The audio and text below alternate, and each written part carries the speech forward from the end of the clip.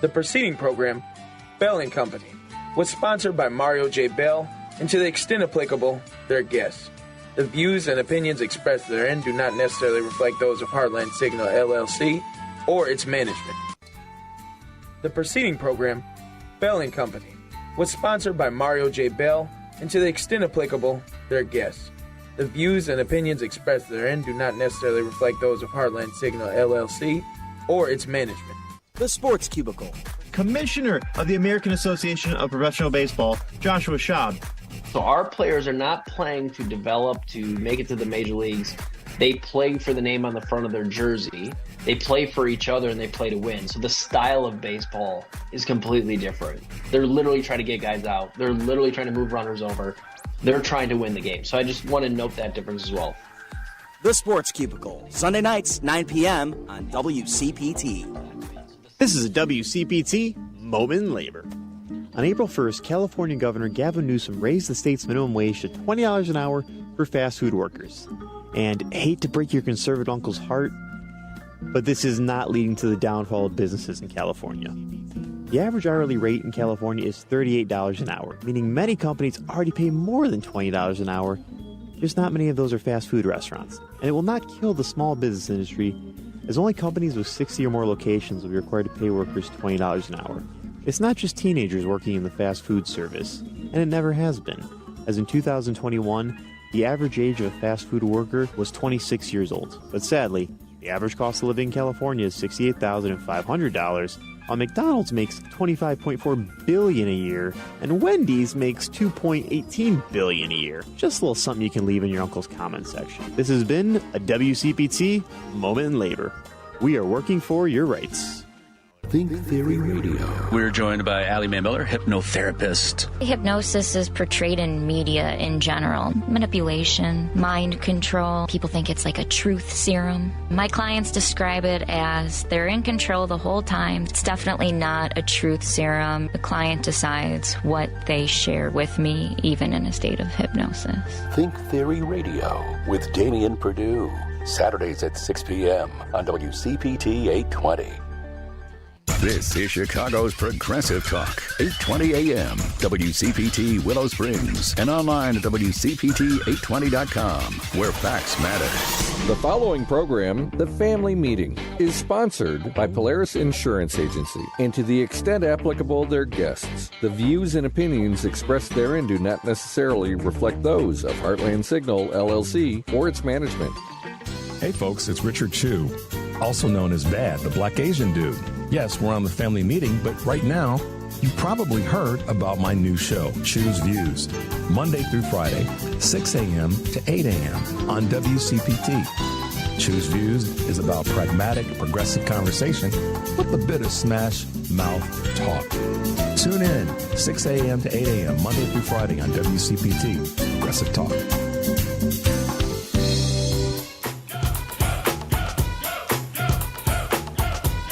Hi, my name is Audra Wilson, and I'm the president and CEO of the Schreiber Center on Poverty Law. You can visit us at www.povertylaw.org. Hey, cousins. Now it's time for the Family Meeting News. I'm Michelle Peltier, and here's what we are following on the Family Meeting. As students across the city go back to school, former First Lady and founder of the Obama Foundation's Girls Opportunity Alliance, Michelle Obama announced an additional commitment of $500,000 to empower and uplift girls in and out of the classroom. The Girls Opportunity Alliance will support 11 Chicago-based girls-serving organizations this back-to-school season.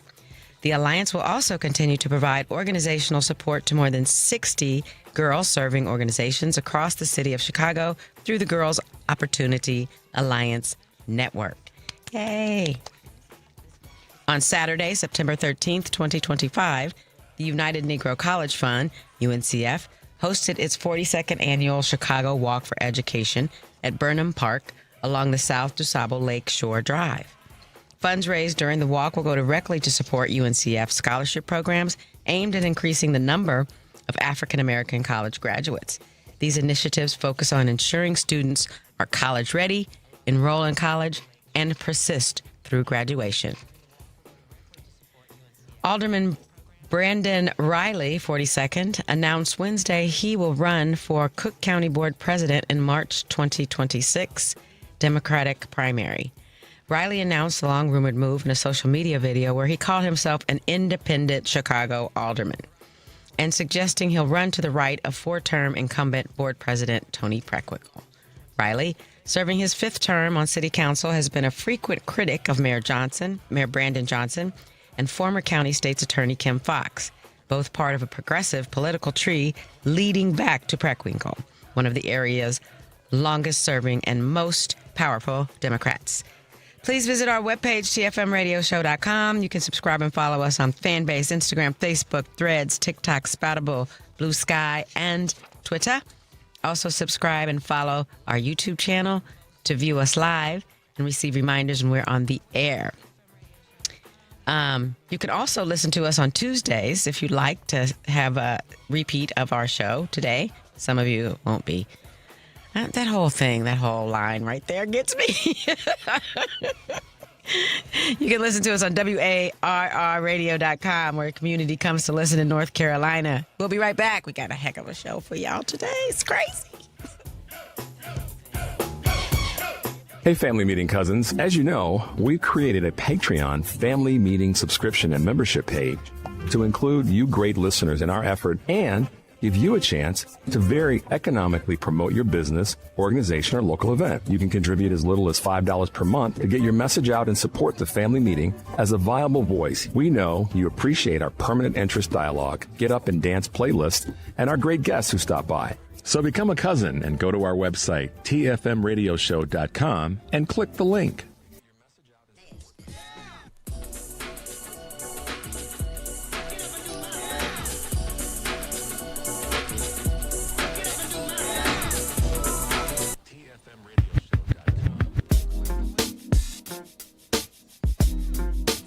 This is Jason Brown, General Counsel of Dyson and Howard University alum. I listen to the family meeting. This is Kamal Murray. Check us out at www.excesstennis.org. I listen to the family meeting. Welcome. You can hear me now, can't you? Yeah, we can. We were worried. That's right, my friend. Welcome to the galactical headquarters of the family meeting. It's family meeting time. Yeah. I'm your boy E. Hollering at y'all from New York City today, Harlem, New York. Grab your phones, find us on social media, like, subscribe, and follow us on all the YouTube and Facebook and all that stuff that Michelle listed in the newscast. And by the way, Michelle, thank you so much for the news. You're welcome. There you go. Because that's where the conversation continues when we're not here. Mm-hmm. We're also on tfmradioshow.com, our webpage. Why don't you go there and check it out? You'll find archived broadcasts, our music playlist, and a live link for the broadcast going on right now. That's tfmradioshow.com. Oh, in the space shuttle cockpit controlling everything, actually in the air chair, is our favorite porn star, Bobby Longstroke. Ooh, Bobby.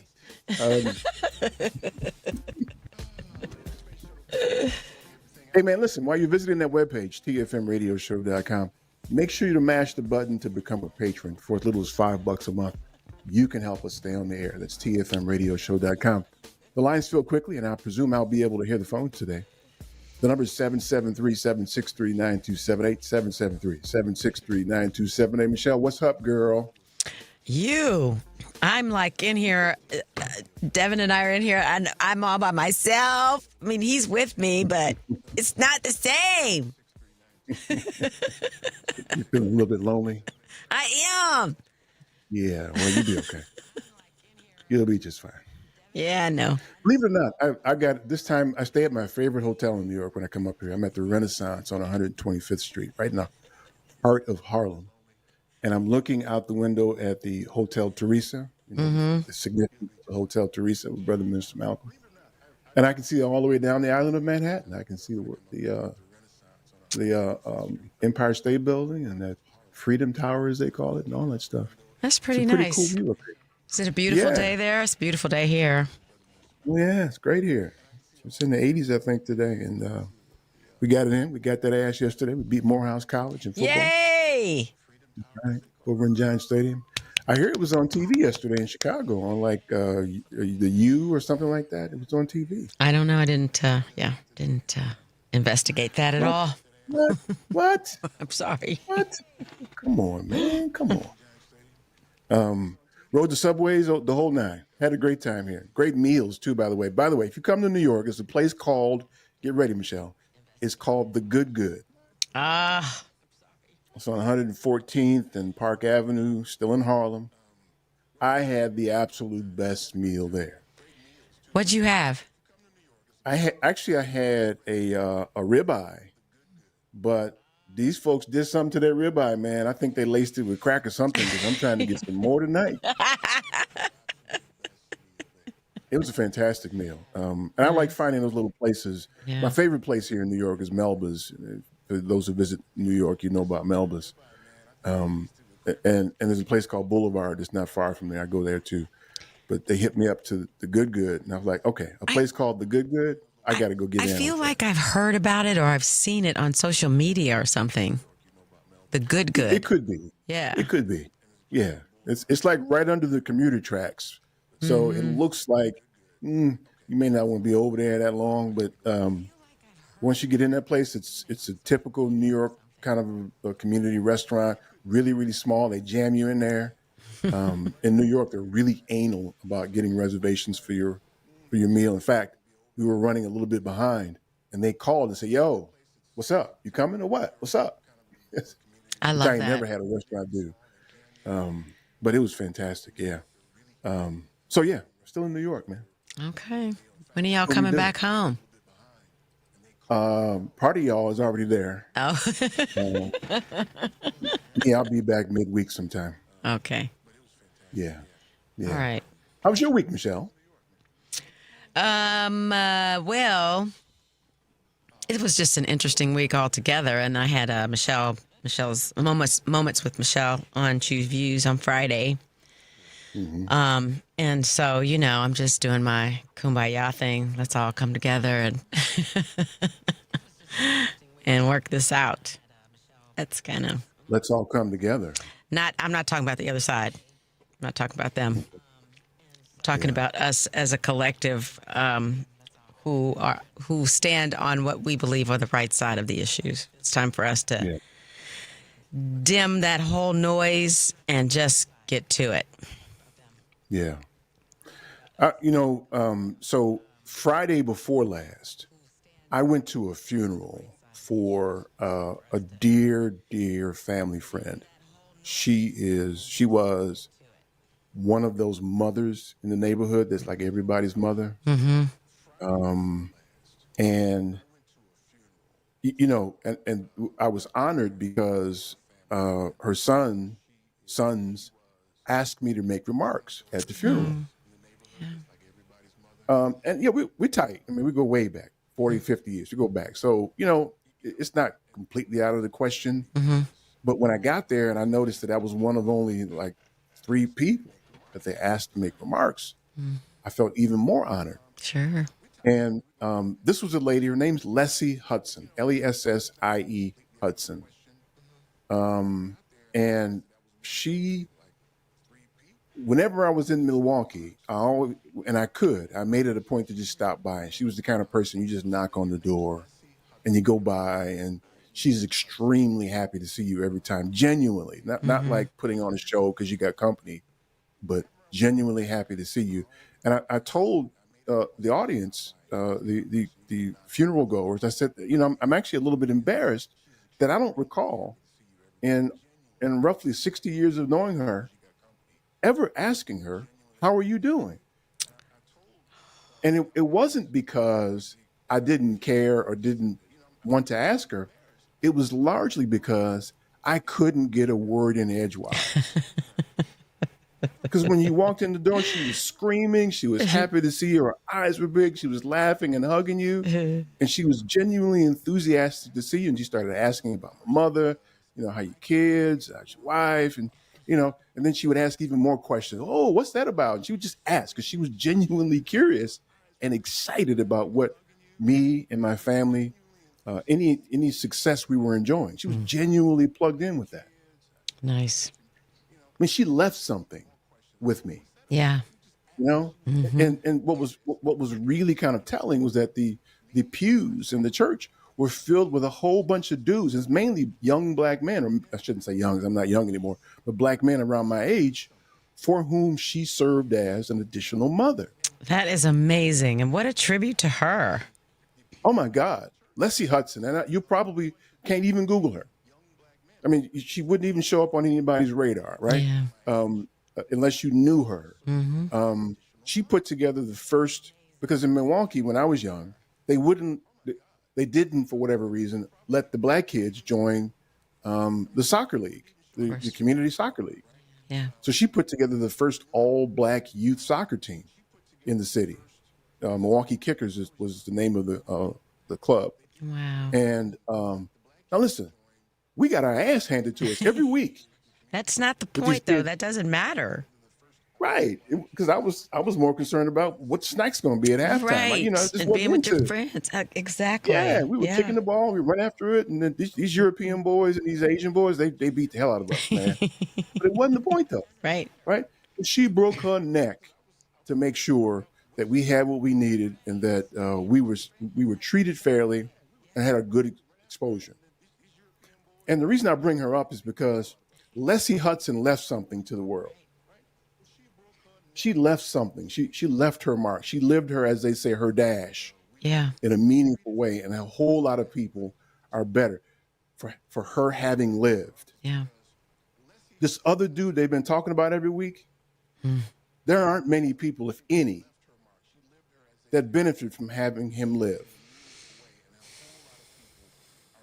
And you can't convince me otherwise. You can't make me feel sympathy. We've talked before about not wishing ill on people. Yes. Okay, so I won't do it today. But I feel the same exact way about him and what happened to him as he would have felt had the same tragedy befell me. I feel the same exact way, right? Yeah, I mean, the way he spoke about it was something that it was an acceptable loss, I think for someone to die that way, because it would make sure that the movement for continuing to carry as many guns as you want continues. And so, that's the price you pay for the opportunity to own guns freely. And so, in many ways, he took one for the team. Yep. And all I can say is buy, whatever. Yep. Couldn't care less. He didn't bring anything to society worth anything. Not a thing. Couldn't care less. Yeah. Listen, within hours of him being killed, there was a school shooting in Colorado. Yeah. And we're still not talking about it. Right. Which event do you think Congress decided to have a moment of silence for? Not the school. Absolutely not. Yeah. Absolutely not. Couldn't find it in their hearts to find have a moment of silence for school kids being shot at. I mean, why would they, though, Eric? Why would they? I mean, they haven't before. Well, yeah. They don't care about kids, because if they cared about kids, kids wouldn't still be getting shot in school. It's the duh moment of the day, right? Yep. What else would they do? Yep. So, miss me on all that stuff, and all the people that are weeping for him. Y'all can kick rocks too. I wish all of y'all the worst. All of y'all, because he wasn't worth a damn. What he did was speak words into the ether that inspired people, like the guy who killed him, to harm myself, you, and my children. Yeah, that was the point. Yeah, right. So, no. I mean, hell, he called George Floyd scum after he was killed. Yeah. So he's not deserving of the same characterization of being scum? I think what I find most interesting, Eric, is how topsy-turvy everything is, right? It's like it happened, and then the first thing that occurred was it's it's what do they call it? What did Nancy Mace call us? The liberals or something like that. And they're so nasty about it. And then it's like they don't know that they're the ones saying it. You know what I'm saying? We're just sitting here, right? As I think most of us were kind of just looking at everything happening with our mouths opening because they're attacking liberals and progressives and black people specifically and immigrants. I mean, they're saying all of these things, and it's really, they're saying everything that they're doing, and it's not us at all. So I am so fascinated by the fact that they just don't see themselves in that conversation. Oh, it's incredible. And so you saw the backlash, right? Yeah. So you have one white dude kill another white dude in arguably one of the whitest places in the country, Utah. Yeah. And these evil imbeciles decide they're going to call in threats to HBCU. That's what I'm talking about, Eric. That's what's so insane to me. What did we do? Well, and if it was a black person that shot him, they would have found him immediately. He would have been the only one there.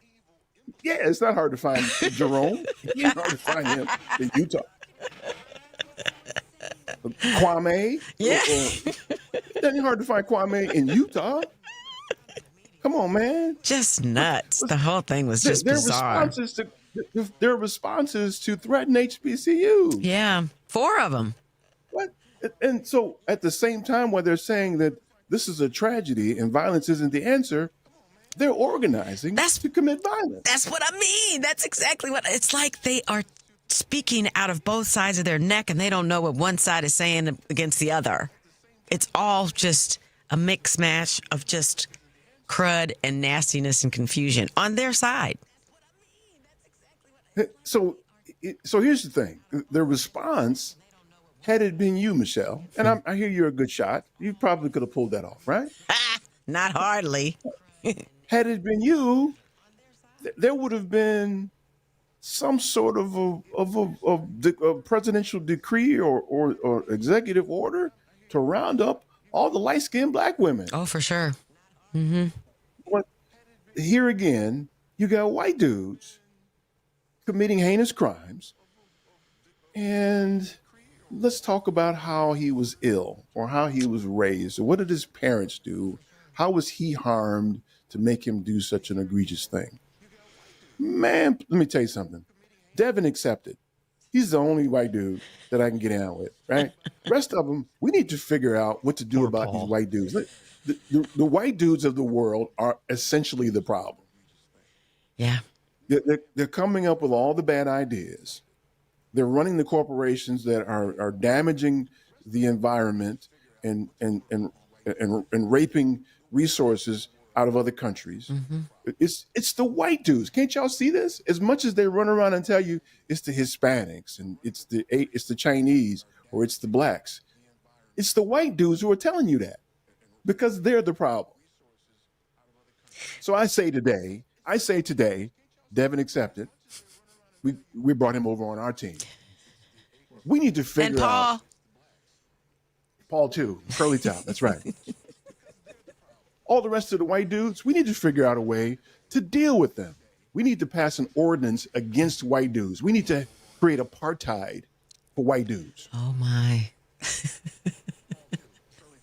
So now they're mad, right? Now the white dudes are mad because I'm discriminating against white dudes. Yes. Come on, man. Come on, man. We need to figure out what to do about the white dudes of the world. Devin, are you with us? He's with us. He's with us. He's saying yes. He's with us. Yeah. Oh, he is. He is. All right. We got to take a break, right? Yes. Y'all supposed to be in charge of this. Why am I doing this? Because you know it off the top of your head. You know it. You've been doing it so long. There's a clock in there, though. Isn't there a clock in there? Well, I'm listening to you. Let's go to break.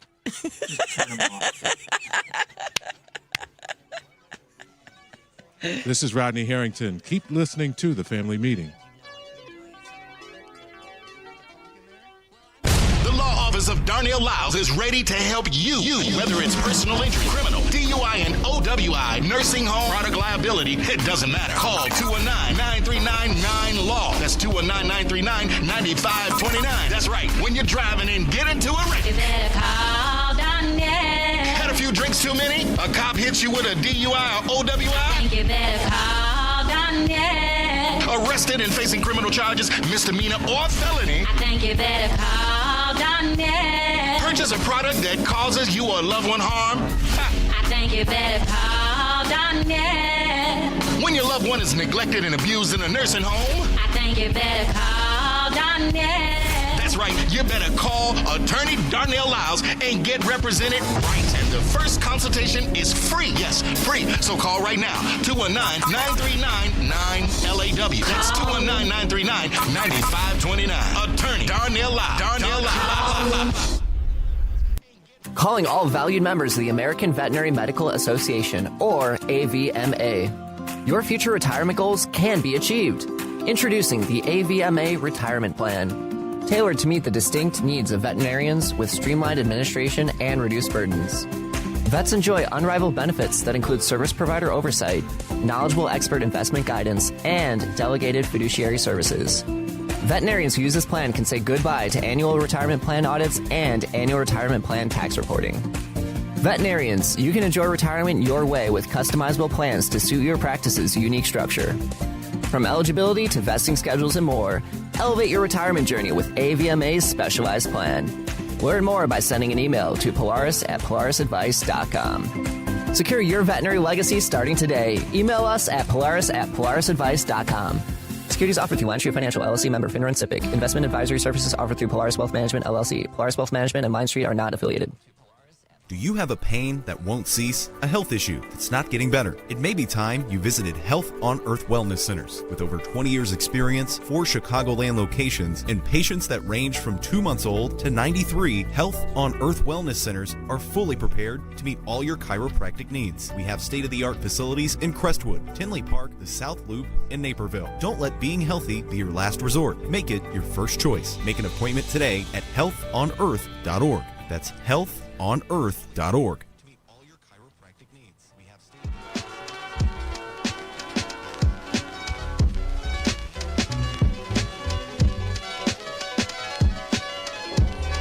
Hey, this is Stephanie Miller. Be sure to tune in to my show Monday through Friday, 8 to 11 a.m. But right now, keep listening to The Family Meeting on Chicago's Progressive Talk, WCPT, AM and FM. 773-763-9278, 773-763-9278. So listen, we really, Michelle, have to do something about all of this white on white crime. Yes,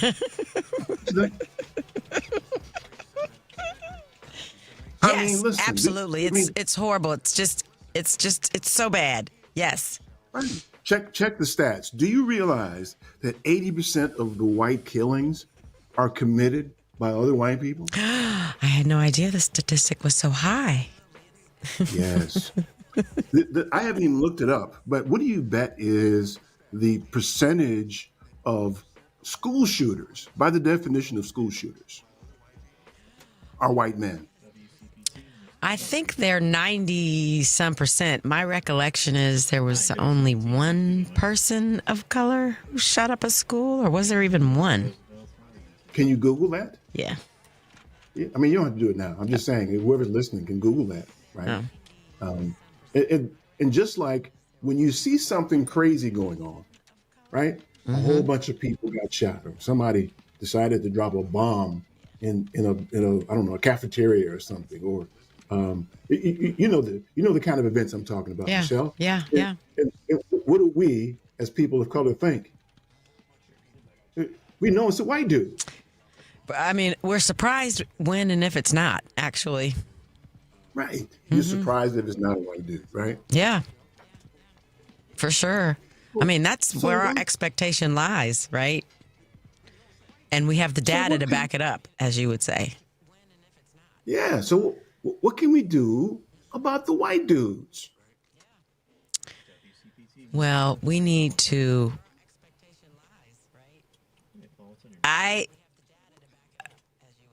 See, here's the thing. You've never contemplated it, have you? No, I have. I mean, I just think that their time of being in power should be up. Well, power notwithstanding, if you look back when things go bad, and it's really bad and heinous, look at all these child molesting things that are coming up. Mm-hmm.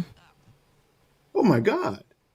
How many times, I mean, you're a Catholic. Yes. How many times has there been a scandal around a black priest with molesting little boys?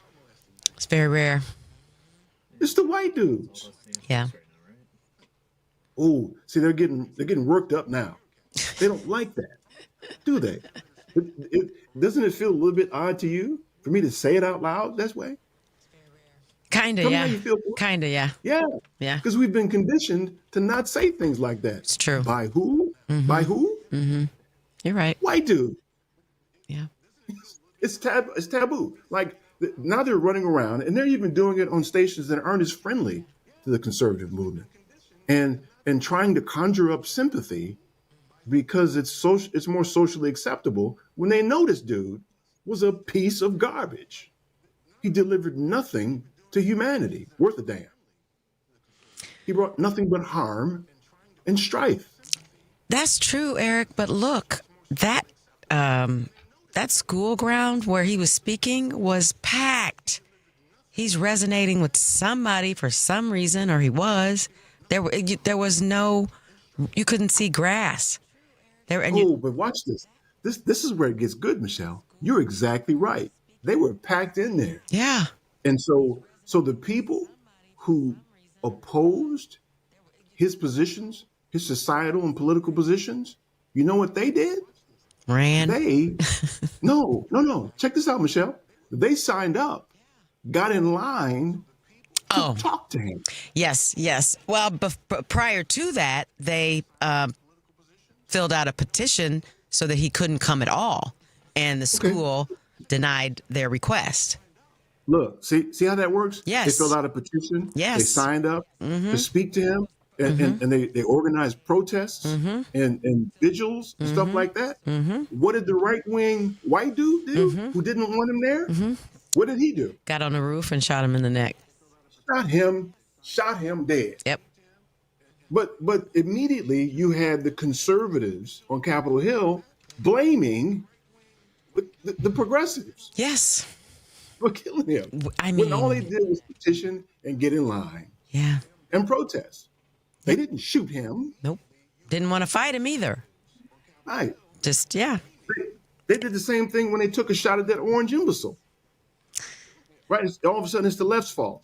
Yes. They didn't it wasn't a progressive that got up on a roof. Nope. And shot him. Shot at him. So immediately, this is what got me. Immediately, you could see the system beginning to do what white dudes wanted to do, right? Well, this is a man who had young children and a wife. Yeah. George Floyd had young children. Well, but he's not really a person. And he was a criminal. That's my point. Yeah. What I'm observing, what we're observing, what immediately happens with situations like this is they immediately go about the business of humanizing him. But saying he had children and he had a wife. They do it all the time, right? As opposed to people who aren't white dudes. And I'm including white women in this thing too. Yeah. How was she dressed when he molested her or assaulted her? Right. Or she's lying. That's what they've been doing with all these people around Epstein now, right? Yes. They're lying, right? This is a hoax, right? They're dehumanizing these people. The knee-jerk reaction to situations like this is attempt, when it's white dudes involved, is to humanize them.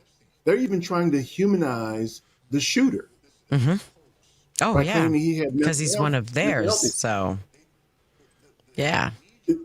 It's all in your face now. And so we'll probably have one of those imbeciles who support this stuff call in today and try to make it make sense. But the facts are the facts. Look, this is what they're doing. There are people who are posting quotes of what this degenerate said before he was killed. Yeah. Yes. They're posting quotes. of what he said. And there are people who support him who are saying that we shouldn't. Why are you doing that to him? That's his legacy, though. That's his legacy. That's what he left behind. That's what he wanted people to think. So because we quote what he said, that's a problem. For We're them. dehumanizing him. Or is what he said the problem? Oh, it's insane. And because of how I know you feel right now, how uncomfortable you initially felt about me saying what I'm saying about white dudes, it's conditioned in all of us. Sure. It's what the white dudes taught us to do. Listen, you can't impugn white dudes. Don't do that. Don't do that. Let me tell you something. It's the white dudes in this world that are the problem. I'm saying it out loud. And here's the worst part about it, Michelle. I'm at risk now. Yeah. For having said that. You are. I've got to try to navigate an airport. Yep. Having said that. Try to get back into Chicago, having said that. Have to drive around the city, having said that. Places where people know I go. Yep. I put myself in danger from white dudes for saying that. But it's the left, it's the progressives who are the violent ones. It's the blacks who are the violent ones. I'm telling you, I mean, yes, you're in danger. I would say that Richard is too. I mean, he's on the air every day. So I think it's different for all of you guys now who are out here speaking truth to power or to anybody. We're living in a scary time, but it doesn't mean that we stop moving and doing what we need to do. I think now is a perfect opportunity to create some change, actually. Yeah. And he literally said it was the price to pay. Yep, he did. Those were his words. Right. Almost verbatim. He was in the middle of trying to attach mass shootings to gang violence. And gang violence is a cutoff for black people. We know that. Exactly. Oh, yeah. And he said it with puffy chest. I saw it. Yeah. Yeah. Yeah. And took one. Yeah. Got off at that moment. That second. How apropos is that? How apropos is that? Crazy. Isn't it? Yeah. I mean, it just pissed me off when they started talking about how he had children, and the news, to protect him and his children, didn't show pictures of his children. But they showed pictures of George Floyd's children. Sure.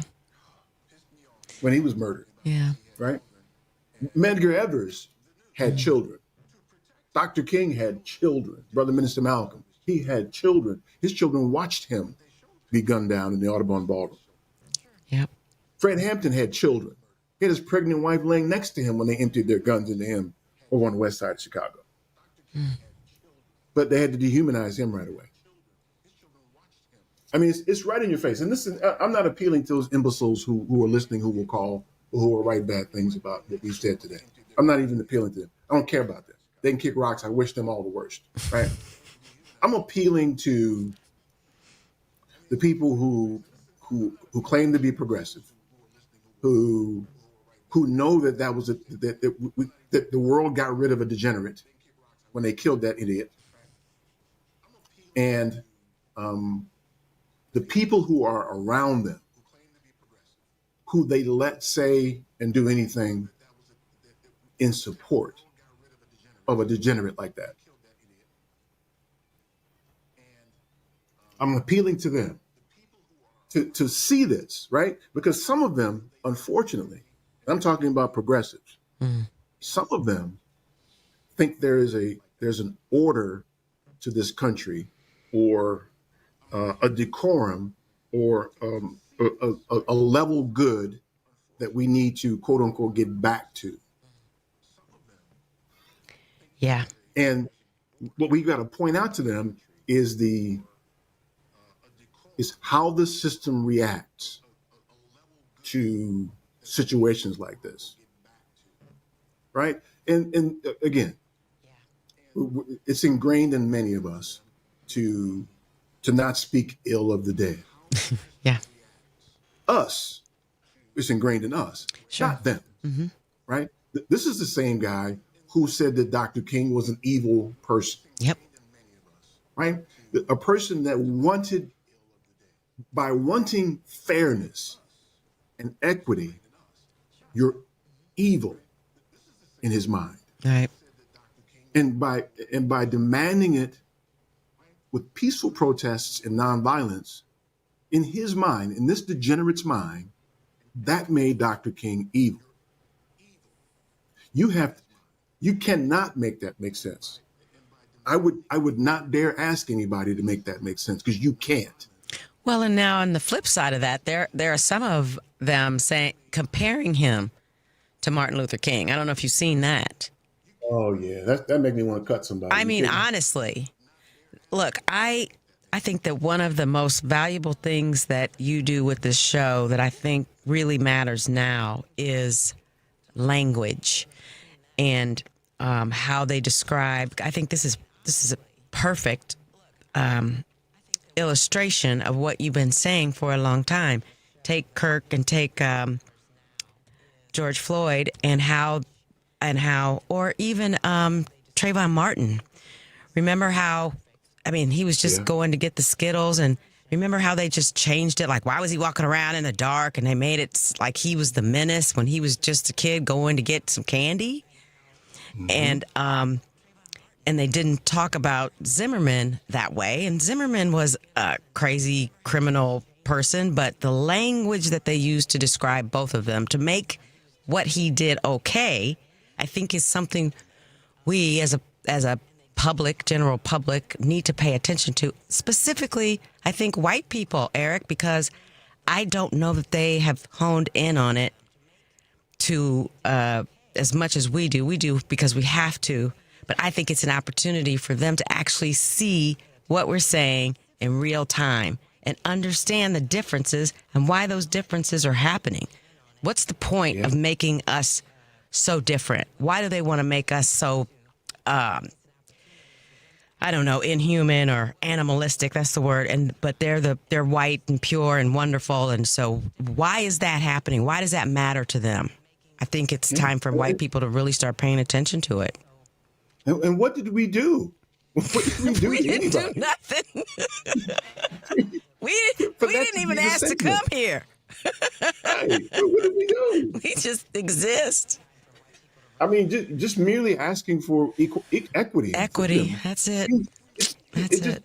It set them off. Yeah. Like, what, is that crazy? Yeah. What did we do? Going back to the original example about them deciding to aim themselves at HBCUs because of this. Yeah. Why? Because if it's going to be somebody's fault, darn it, it's going to be the black people. It's the blacks. It's the blacks. Come on, man. All right, it's break time. Okay. All right, the number's 773-763-9278. Call us. Actually, our lines are pretty full, Eric. See, we did it, man. Oh, you did it. We did it. Okay. All right, we'll be right back.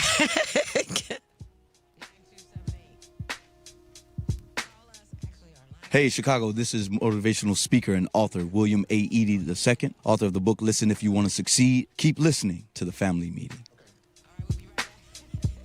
Do you own a business in Illinois? Are you aware of the new retirement plan requirement that could impact your business? Listen up, this is crucial information you don't want to miss. If you're a business with at least 5 employees and have been operating for 2 years or more, Illinois law now mandates that you provide a retirement plan. But don't worry, we've got you covered.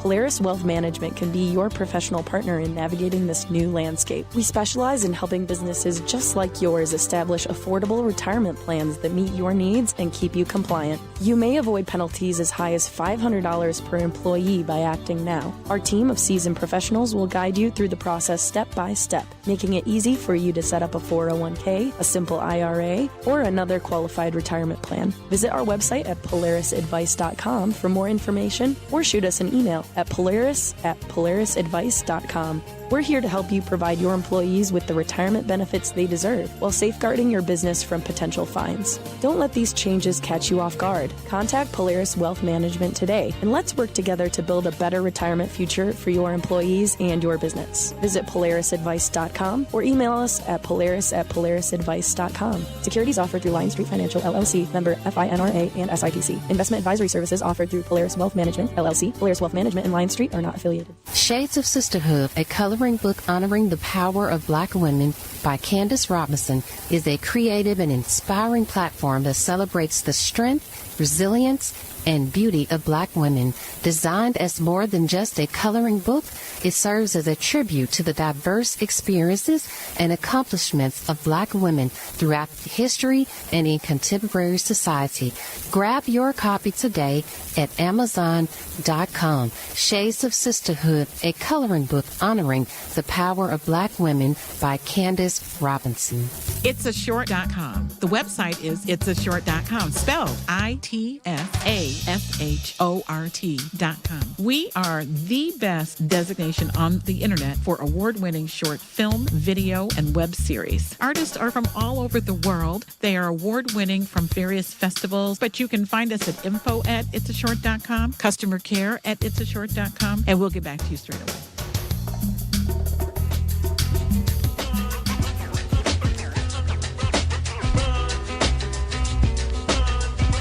Hi, my name is Vicki Miller Walton, and I listen to the family meeting. 773-763-9278. Michelle. Yeah. Check this out. Uh-huh. This dude, he said that he would force his daughter to have a child if the pregnancy was as a result of sexual assault. Yeah, I saw that clip too. Mm-hmm. Mm-hmm. Mm-hmm. I think that sometimes people say those things because they don't really think it's going to happen to them. Oh, yeah. Yeah, you're right. Yeah, there's wow, you couldn't be more right, Michelle. That is because we see that going on now, especially with these idiot-ass farmers in Arkansas who are getting ready to lose their farms. Yeah. Right? They voted for this. Mm-hmm. They voted for this. Now they're getting ready to lose their farms. Yep. Right? And now they want empathy and sympathy. They want socialism now. Mm-hmm. Mm-hmm. You got to bail me out because I voted for this. Man, you take your ass and work at Walmart like all the rest of the people who lost their business. That's what you do. Country ass. You shouldn't have voted for this. We told y'all. Well, what did my mother used to say? Hard head makes a soft what? Behind. Yeah. Right. Yep. Yeah. This is insane. And I heard some talk earlier in the week about people having empathy. Mm-hmm. I can't have empathy. I mean, empathy requires you to feel like the person who has been harmed. I can't put myself in the shoes of such a disgusting person. Can't do it. I don't have any empathy or sympathy for he or his family. Because by all accounts, there's nothing that would lead me to believe that he wasn't raising children to be just as disgusting as him. Yeah, that's the question, isn't it? His wife's a grown person. She saw what he said and did. And she endorsed that. Yeah, did you see? She yeah, well, she's getting ready to pick up the mantle and go and, follow in his footsteps. She already said she was going to do it. She's going to keep it alive. So what are you going to do?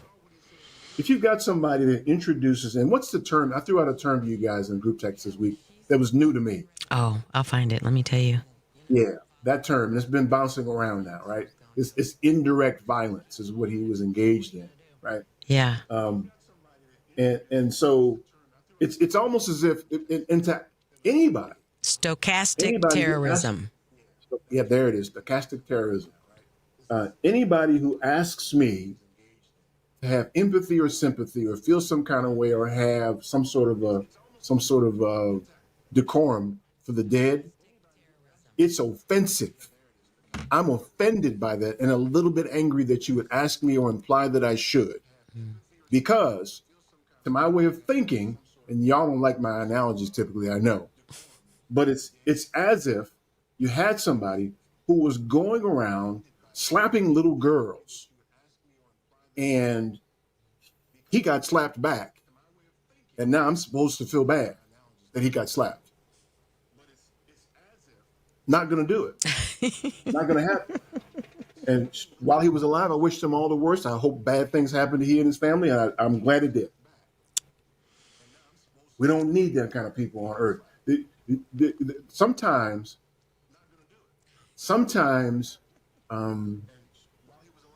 people living is a problem. Sometimes people living like Leslie Hudson was a good thing. Yeah. And the world is better off sometimes when you lose some people. I hope y'all record this and play it on social media all over the place that I said it. And I'll tell you again, I said it, yes. Sometimes the world's better off, as evidenced by the way the world felt when Hitler offed himself. Mm. And you'd be hard-pressed not to find somebody other than some of the people in this country who felt like the world was a better place because he offed himself. And although there are people out here who won't say it, and they damn sure won't say it on the microphone like I'm doing, they know the world's a better place that this dude is gone. Mm. So there, take that and run with that. Oh, Devin, they're going to call the station, man, and write letters, man. He's shaking his head like, yeah, that's going to happen. They're going to call the station and write letters, man. That's going to happen. That's what they're going to do. I welcome them. Please write them. Get out your crayons. That's people like that have to write with is crayons. It's going to look like one of those Little Rascal notes. Remember in the Little Rascals, they wrote notes with letters backwards and stuff? Yep. That's who those imbeciles are.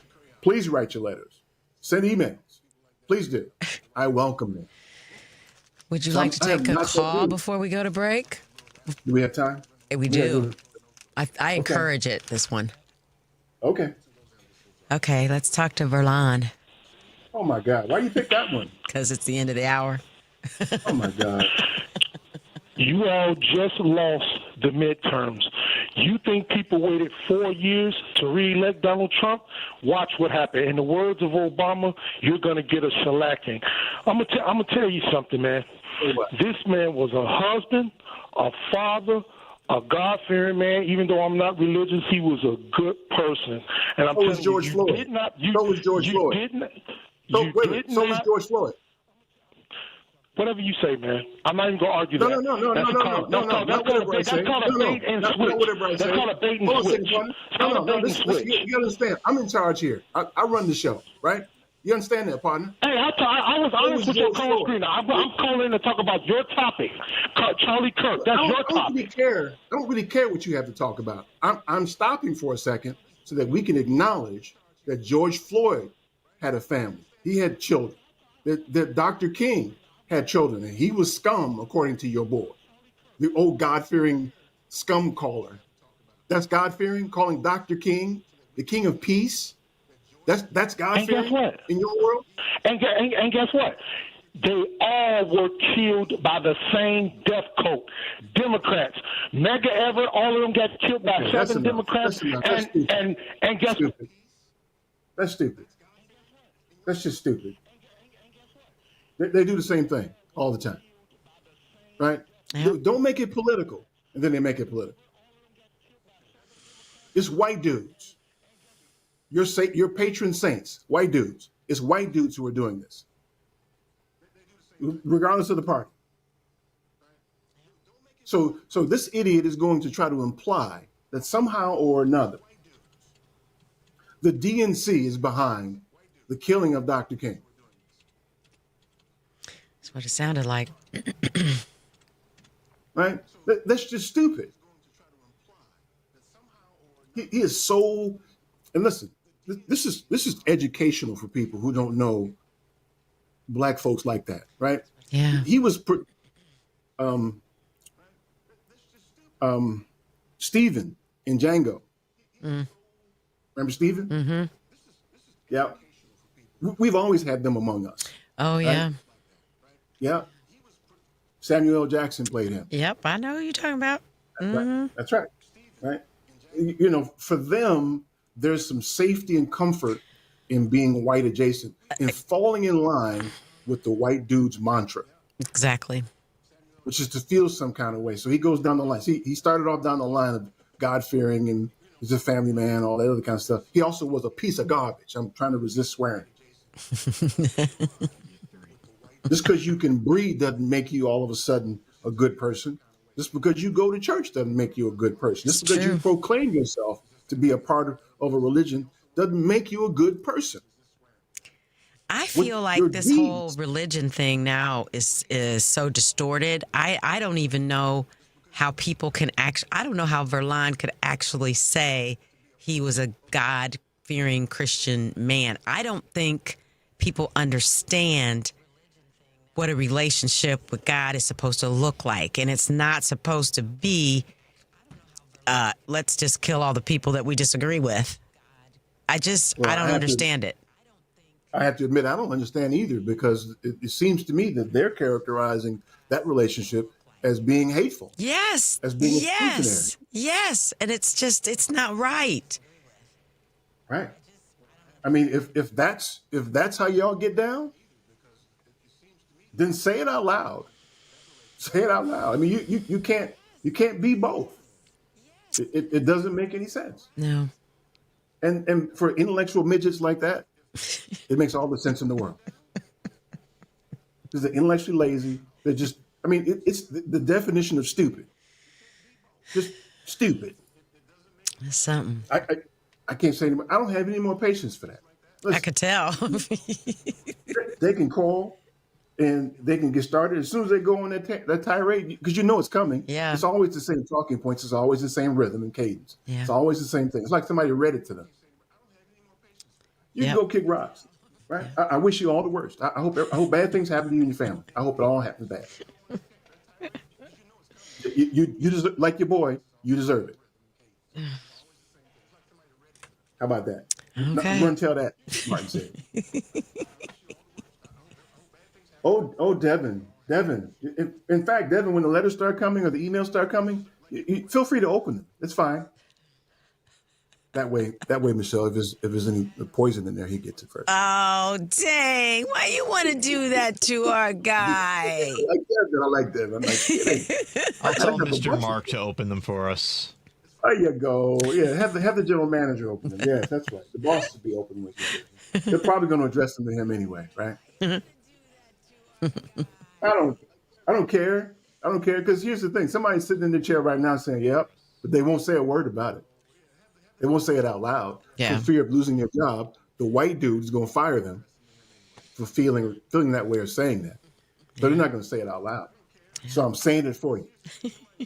and none of those people who feel the same way, most of them won't even come to our defense. They won't do it because they're afraid of the white dude.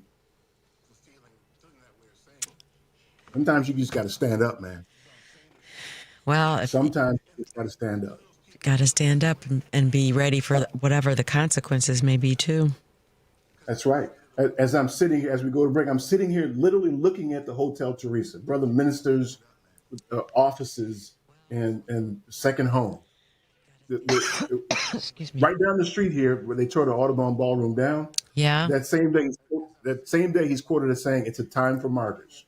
I'm not interested in being anybody's martyr today. Yeah. But damn it, I'm gonna say it. The white dudes are the problem. We need to figure out how to solve all this white on white crime and white on black crime. I love it. Yes, we do. There you go. Yeah. Let's put a task force together. That's right. A task force, yeah, committee. A blue ribbon committee, right? Right. Whatever, man. Whatever. Go ahead and break. Okay. We'll be right back.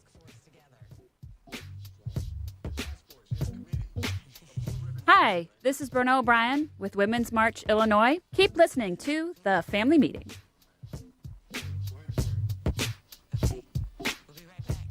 Polaris is introducing a way for you to get empowering financial advice, save, and plan. If you are like a lot of people, you'd like to work with a financial planner, but don't know if you earn or have enough to invest. Save and Plan will allow us to work with nearly anyone from young professionals to retirees looking to travel the world. Save and Plan is simple. Just sign up to save on a systematic monthly basis directly from your account and gain access to a planner and our planning services. Once you sign up, Polaris gives you a customized financial plan, a real person to speak with, and information to help you make good financial decisions. Your dedicated planner is just an email or phone call away. Save and Plan offers empowering advice for everyone. Visit us at polarisadvice.com. Call us today at 312-951-2606 or email us at polarisadvice.com. That's 312-951-2606 or email us at polarisadvice.com. Save and Plan, empowering advice for everyone. Securities, insurance, and advisory services offered through FSC Securities Corporation. Member FINRA SIPC. Insurance services offered through Polaris Insurance Agency, Inc., which is not affiliated with FSC Securities Corporation.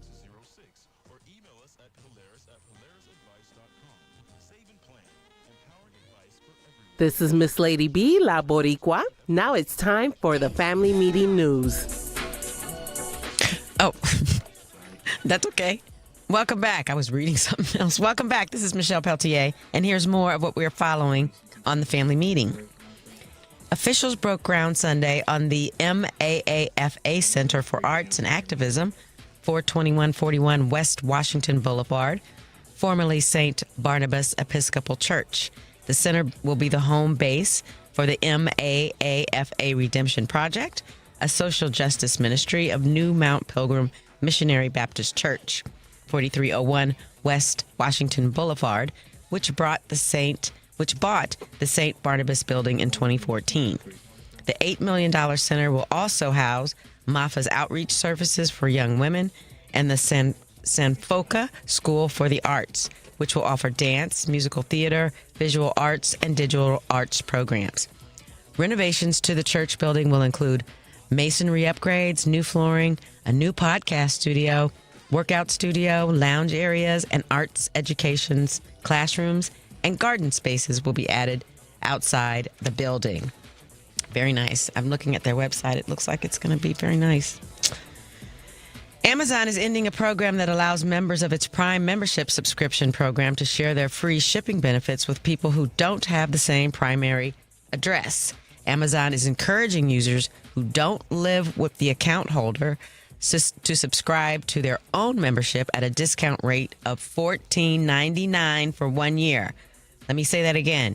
Your new membership can be $14.99 for 1 year. After that, it goes to $14.99 per month. So if you're going to do it, you have until December 31st to get on that new plan.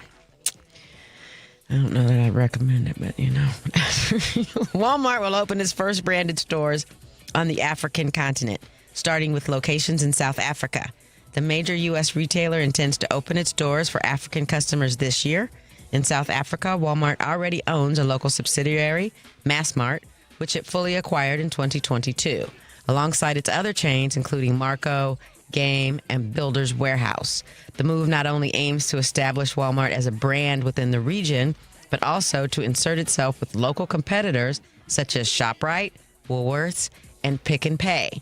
However, the conglomerate also intends to work with African-based suppliers to stock its shelves to match its latest customer base's interests. You know who they're going to gobble up when they get there, right? Who is it? ShopRite, Woolworths, and Pick and Pay. They're going to go away.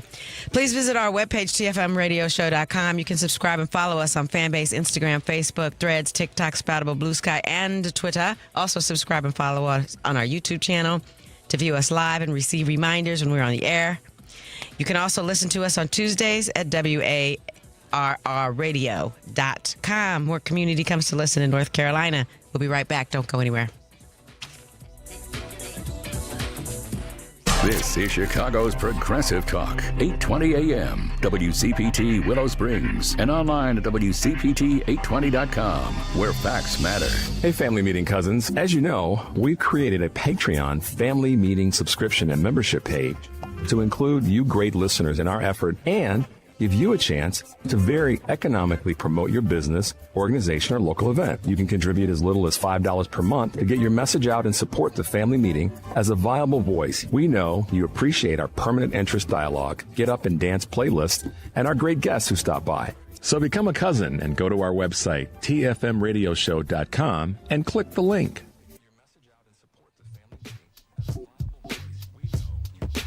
This is Robert Orr. Welcome back to the family meeting. 773-763-9278 is the number. Okay, so let me offer some final thoughts, Michelle, before we get on the phones and get berated. Okay. For being not socially acceptable today. Hey, listen, if y'all gonna aim yourself at somebody, aim it to me. Michelle ain't like that. Michelle don't do that to people. She ain't said nothing. I'm not even gonna claim she got my back. I don't want her to be exposed like that. But you know I do. Won't even do it. Okay, I got you. By the way, we'll be taking applications from white dudes who want to avoid the raids. We got to think of an organization like ICE that's going to go around raiding and deporting white dudes. What do you think, Michelle? Where are we going to deport them to? The UK? Send their ass to Antarctica. Send them back to their motherland. Yeah. I was watching a clip from CNN, and in their infinite wisdom, they were warning people. They were doing a report on how social media was unable to stop people from circulating the video of this dude getting offed. And because of its quote unquote graphic nature. I'm sorry, it struck me, right? How I think that's one of those tactics that feeds into the protection of white dudes, right? Because, well, without going into a long explanation why I see that, we've got children in this country and all over the world who not only witness in person such violence, but are the victims of it, have it visited upon them. And they watch it and keep all the children all over the world in mind. I encourage everybody to watch it. If you can find it somewhere and apparently it's readily available, I would encourage you to watch him being offed. Do not avert your eyes, if only because there are children in this world, in this country.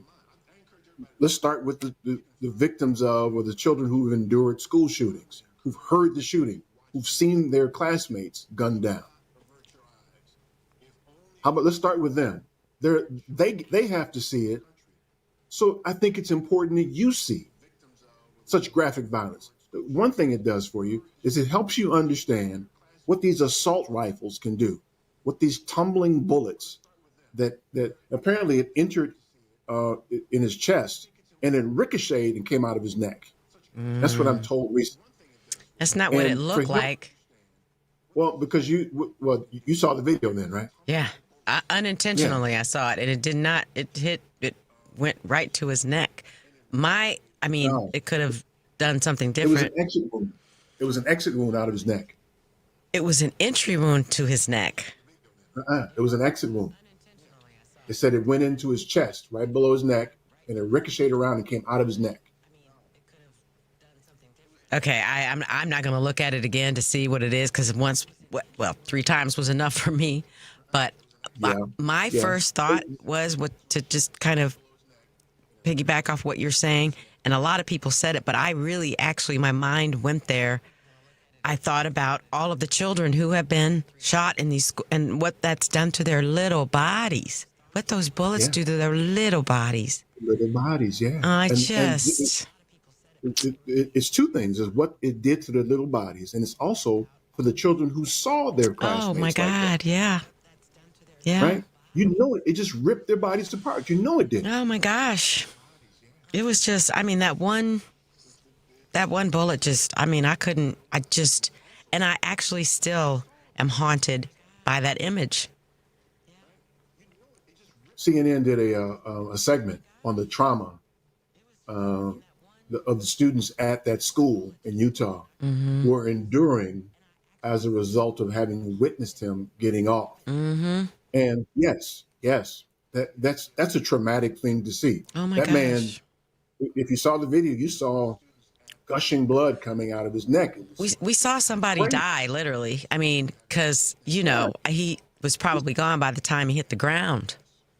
Yeah, and it is witnessing something like that, hearing and witnessing something like that is traumatic. It really It is. makes sense. It makes sense for anyone who experienced that kind of trauma to get help. Mm-hmm. But you also have to treat the people who were traumatized by the fact that that idiot lived. Mm-hmm. The stuff that he did. What's that word again, Michelle? Something violent? Stoic. What was it? Stochastic. Stochastic, yeah. Stochastic violence. So there are people who endured stochastic violence as a result of the fact that that idiot lived. What about trauma? What about trauma counseling for them? Well, and we create, not we, but these instances create more perpetrators of those kinds of crimes, right? Because people, Copycats, right. yeah. And so it's Yep. just an endless cycle of just awfulness. Yeah. It's awful. I mean, listen, I've read reports that this dude is a community college dropout, which tells you about his intellect to start with. The shooter or Kurt? Kirk. Oh yeah, he did drop out. Community college dropout. Yep. Somewhere in Illinois, apparently, he went to community college and couldn't hang. Yeah. He died worth. It's estimated he's worth about $12 million when he died. So he was on the grift. Mm-hmm. I mean, it's proof positive that racism pays. Mm-hmm. And he go around saying things that just were patently false, and creating violence on communities who didn't deserve it and get paid. Yep, lots of money. Yeah, so that's miss me with all of that. Yeah. I'd like to, if we get around to it, though, Michelle. I know we got to take calls, but at the end, kind of let's spend a minute on what we're going to do next. Okay. Because I feel like these idiots are getting animated now, Mm-hmm. and they're going to start coming for people because that's what they do. That's what the white dudes do. Mm-hmm. They come for people, Mm-hmm. and we have to decide how we're going to address that. Agreed. Yeah. Yeah. Tell me about the phones. Well, we got Roosevelt waiting. My man, Roosevelt. Hi. Family. Yes. Thank you for taking my call. A lot of what you said, both of you stole my thunder. Now, let me tell you the way I see it. I sent you, I don't know if you got it, I sent you at least 3 or 4 reports on how almost the same day of this tragedy, or whatever you want to call it, of white-on-white crime, how they handled it. Now, let me tell you some specifics. Down in the state of Florida, there's a Cuban-American representative, young lady, that is gathering signatures to give them to the speaker so that there would be a statue for him, for this kid. Yeah. They compared him to MLK. It is an insult.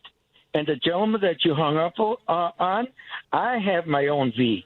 You know what I'm referring to, his name. On a daily basis, and I'm ashamed to say this, Mexican-American, well-educated teacher did the same thing. He compared him to MLK. He said, MLK died because of his words, like this kid died because of his words. He literally said that. Constantly compare him. I don't know if there's a memo that goes around for all these so-called supporters of Trump to this day. Right. But they're doing the same thing, whether it's in Spanish or in English. However, here's the good news. The lady that runs the show on a daily basis, which I contribute to on a daily basis, because there's still lots of mega. This is the way she reported it and played some of the things that Charlie Kirk had said before in regards to the Second Amendment. In other words, this is a small price to pay for our Second Amendment. However, as she said, he was a MAGA. He was hated minorities. He said horrible things of African American women, and I'm glad that it was reported that way because that's exactly what he was. They're sanctifying this guy. His body was flown with the company of our vice president. Yeah, I thought his widow would have been a little more. You know what I'm saying? Less political. She tripled down on it, didn't she? Exactly. Mm-hmm. Thank you, Michelle. Mm-hmm. Thank you, Michelle. And that's exactly my point. This is now nobody can convince me that this guy was being how can I say was being prepared by the GOP and the money he made. I went back in his background. At the age of 22, he was getting $27,000 a year. In 4 years, he was getting $408,000. And now his widow, nothing. There's nothing that widow is going to need or her kids because it's going to be supplied to her, possibly filtered money from the leader that we have in the White House. Sure. Because he has a tendency to play the, where's the ball? You know what I'm saying? That game. I can't think of the name of the game right now.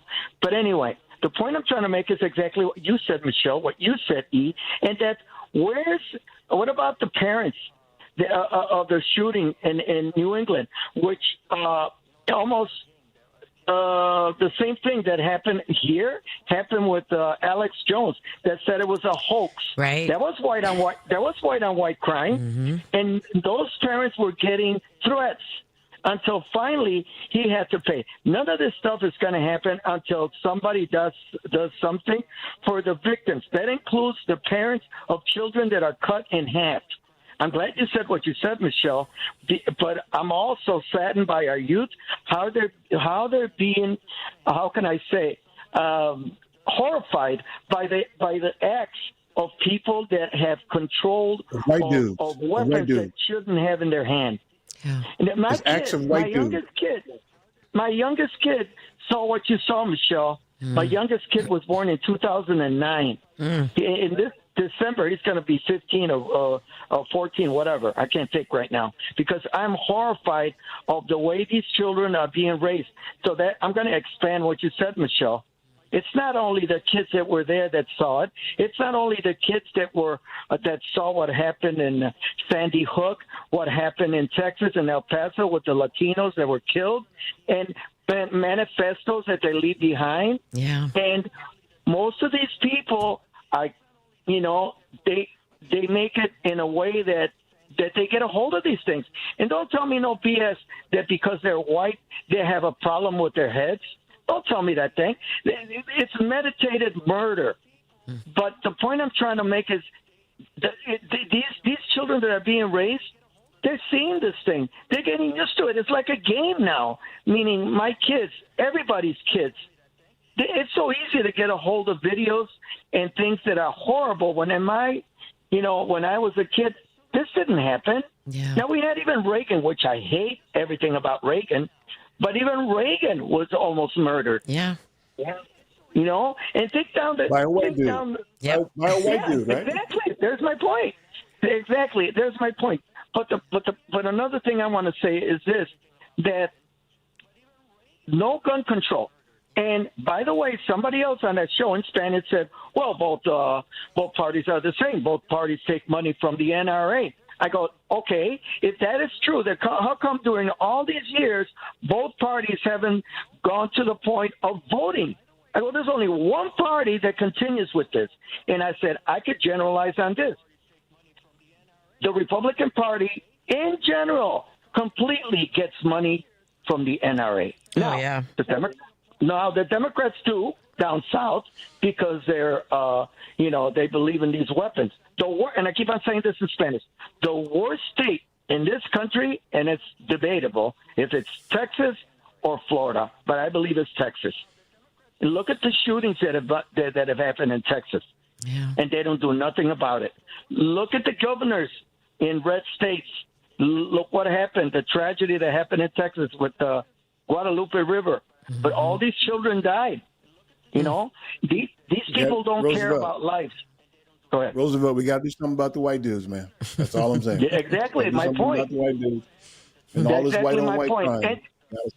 And to do this, the comparison, the false comparison to Martin Luther King is an insult. An insult to what he stands for, an insult to his legend, an insult to constantly put his life on the line. This kid spewed. He died doing what he liked doing, which is hatred, bigotry. Right. And they hide. I'm going to close it with this, E. They hide under this false pretense that they are God-fearing men and they are religious men. BS. This kid was weaned to be the next president of the United States in 20, 30 years. That's exactly what was happening. So I'm going to leave it like that. So far, he's fully demonstrative of who this country is, by the way. Roosevelt, thanks, man. We appreciate it. Thank you, Roosevelt. Yeah, how we doing on time? We're good. We can take one more. You think so? Yeah. It can't be chatty. Okay. Go ahead. Pam? Hey, Pam. I'm here. Hey, Pam. Hey, I'm here.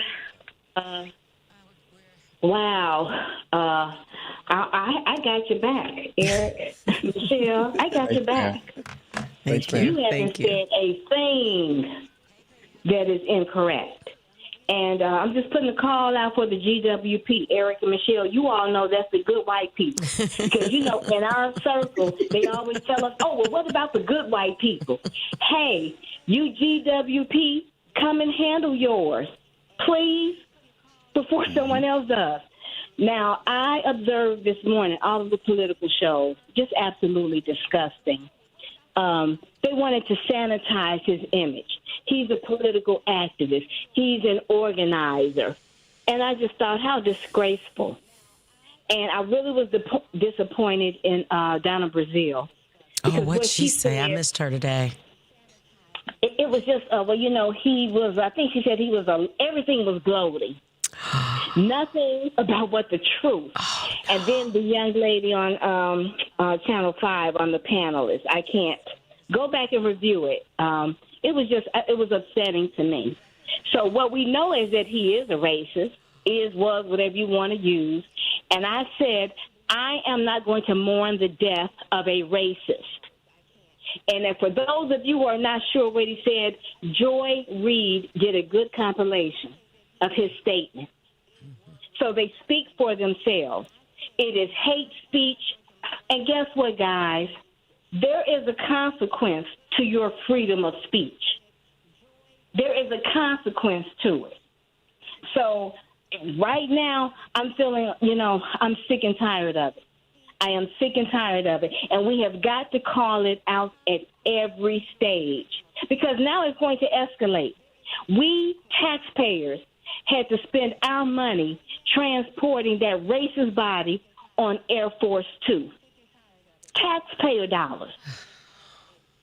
Wow. Now, how insidious is that?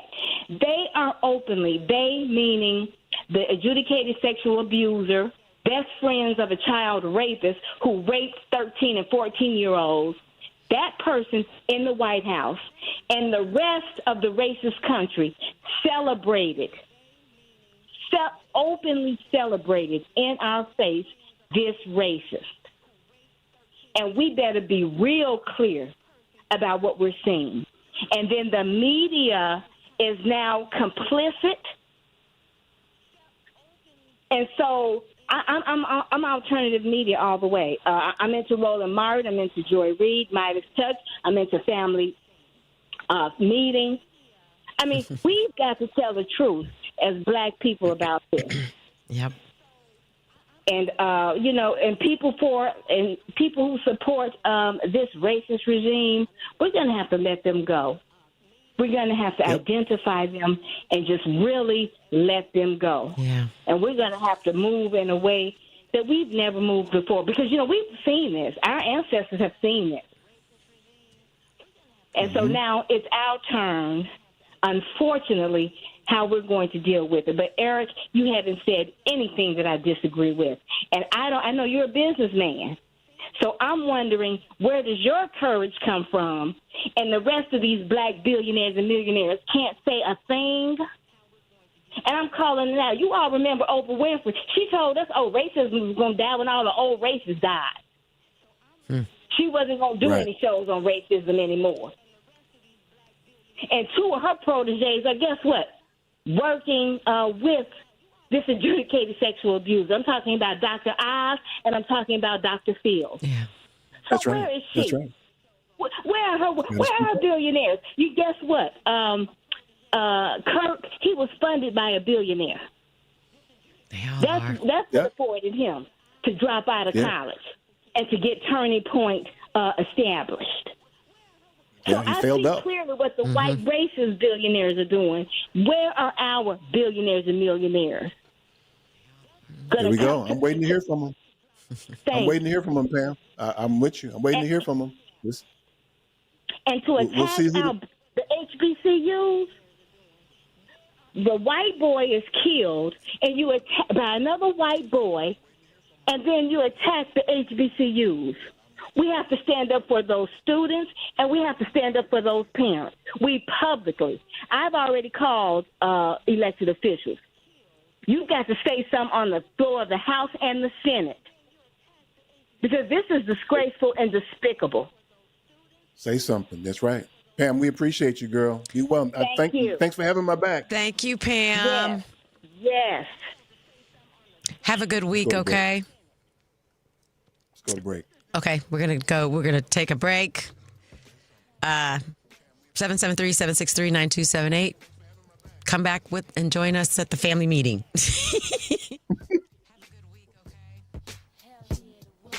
Hi, I'm Chris Boulware, founder of itsashort.com. Keep listening to the family meeting. Do you own a business in Illinois? Are you aware of the new retirement plan requirement that could impact your business? Listen up, this is crucial information you don't want to miss. If you're a business with at least 5 employees and have been operating for 2 years or more, Illinois law now mandates that you provide a retirement plan. But don't worry, we've got you covered. Polaris Wealth Management can be your professional partner in navigating this new landscape. We specialize in helping businesses just like yours establish affordable retirement plans that meet your needs and keep you compliant. You may avoid penalties as high as $500 per employee by acting now. Our team of seasoned professionals will guide you through the process step by step, making it easy for you to set up a 401k, a simple IRA, or another qualified retirement plan. Visit our website at polarisadvice.com for more information or shoot us an email at polarisadvice.com. We're here to help you provide your employees with the retirement benefits they deserve while safeguarding your business from potential fines. Don't let these changes catch you off guard. Contact Polaris Wealth Management today, and let's work together to build a better retirement future for your employees and your business. Visit polarisadvice.com or email us at polaris@polarisadvice.com. Securities offered through Lion Street Financial, LLC, member FINRA and SIPC. Investment advisory services offered through Polaris Wealth Management, LLC. Polaris Wealth Management and Lion Street are not affiliated. Hi, this is Michelle from the Family Meeting, and let me tell you about the Villager Gift Boutique located at 2007 Ridge Road in downtown Homewood, Illinois. The Villager is your gift shop for unique, hand-selected, high-quality gifts. The Villager's owner, Valerie, travels internationally to trade shows and fine art festivals to bring a variety of unique, high-quality items, including fine gifts, bath and body products, candles, jewelry, clothing, home accents, leather goods, stationery, gourmet goodies, and so much more. The customer experience is very inviting and ideal for helping you find the perfect gift, especially for those shoppers who are looking for that unique gift for those who are hard to shop for. Oh, and the gift wrapping is complimentary.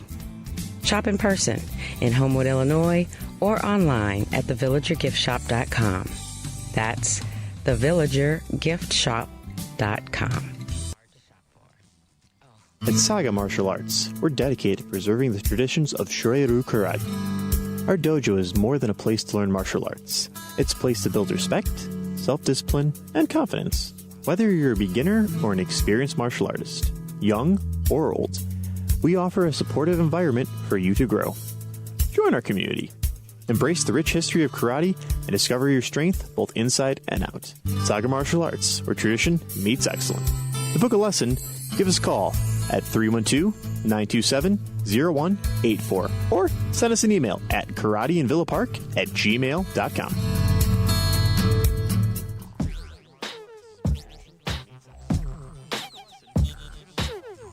Hello, I'm Michael Hinton, assistant principal from Paul Revere. Go Raiders. Welcome back to the family meeting.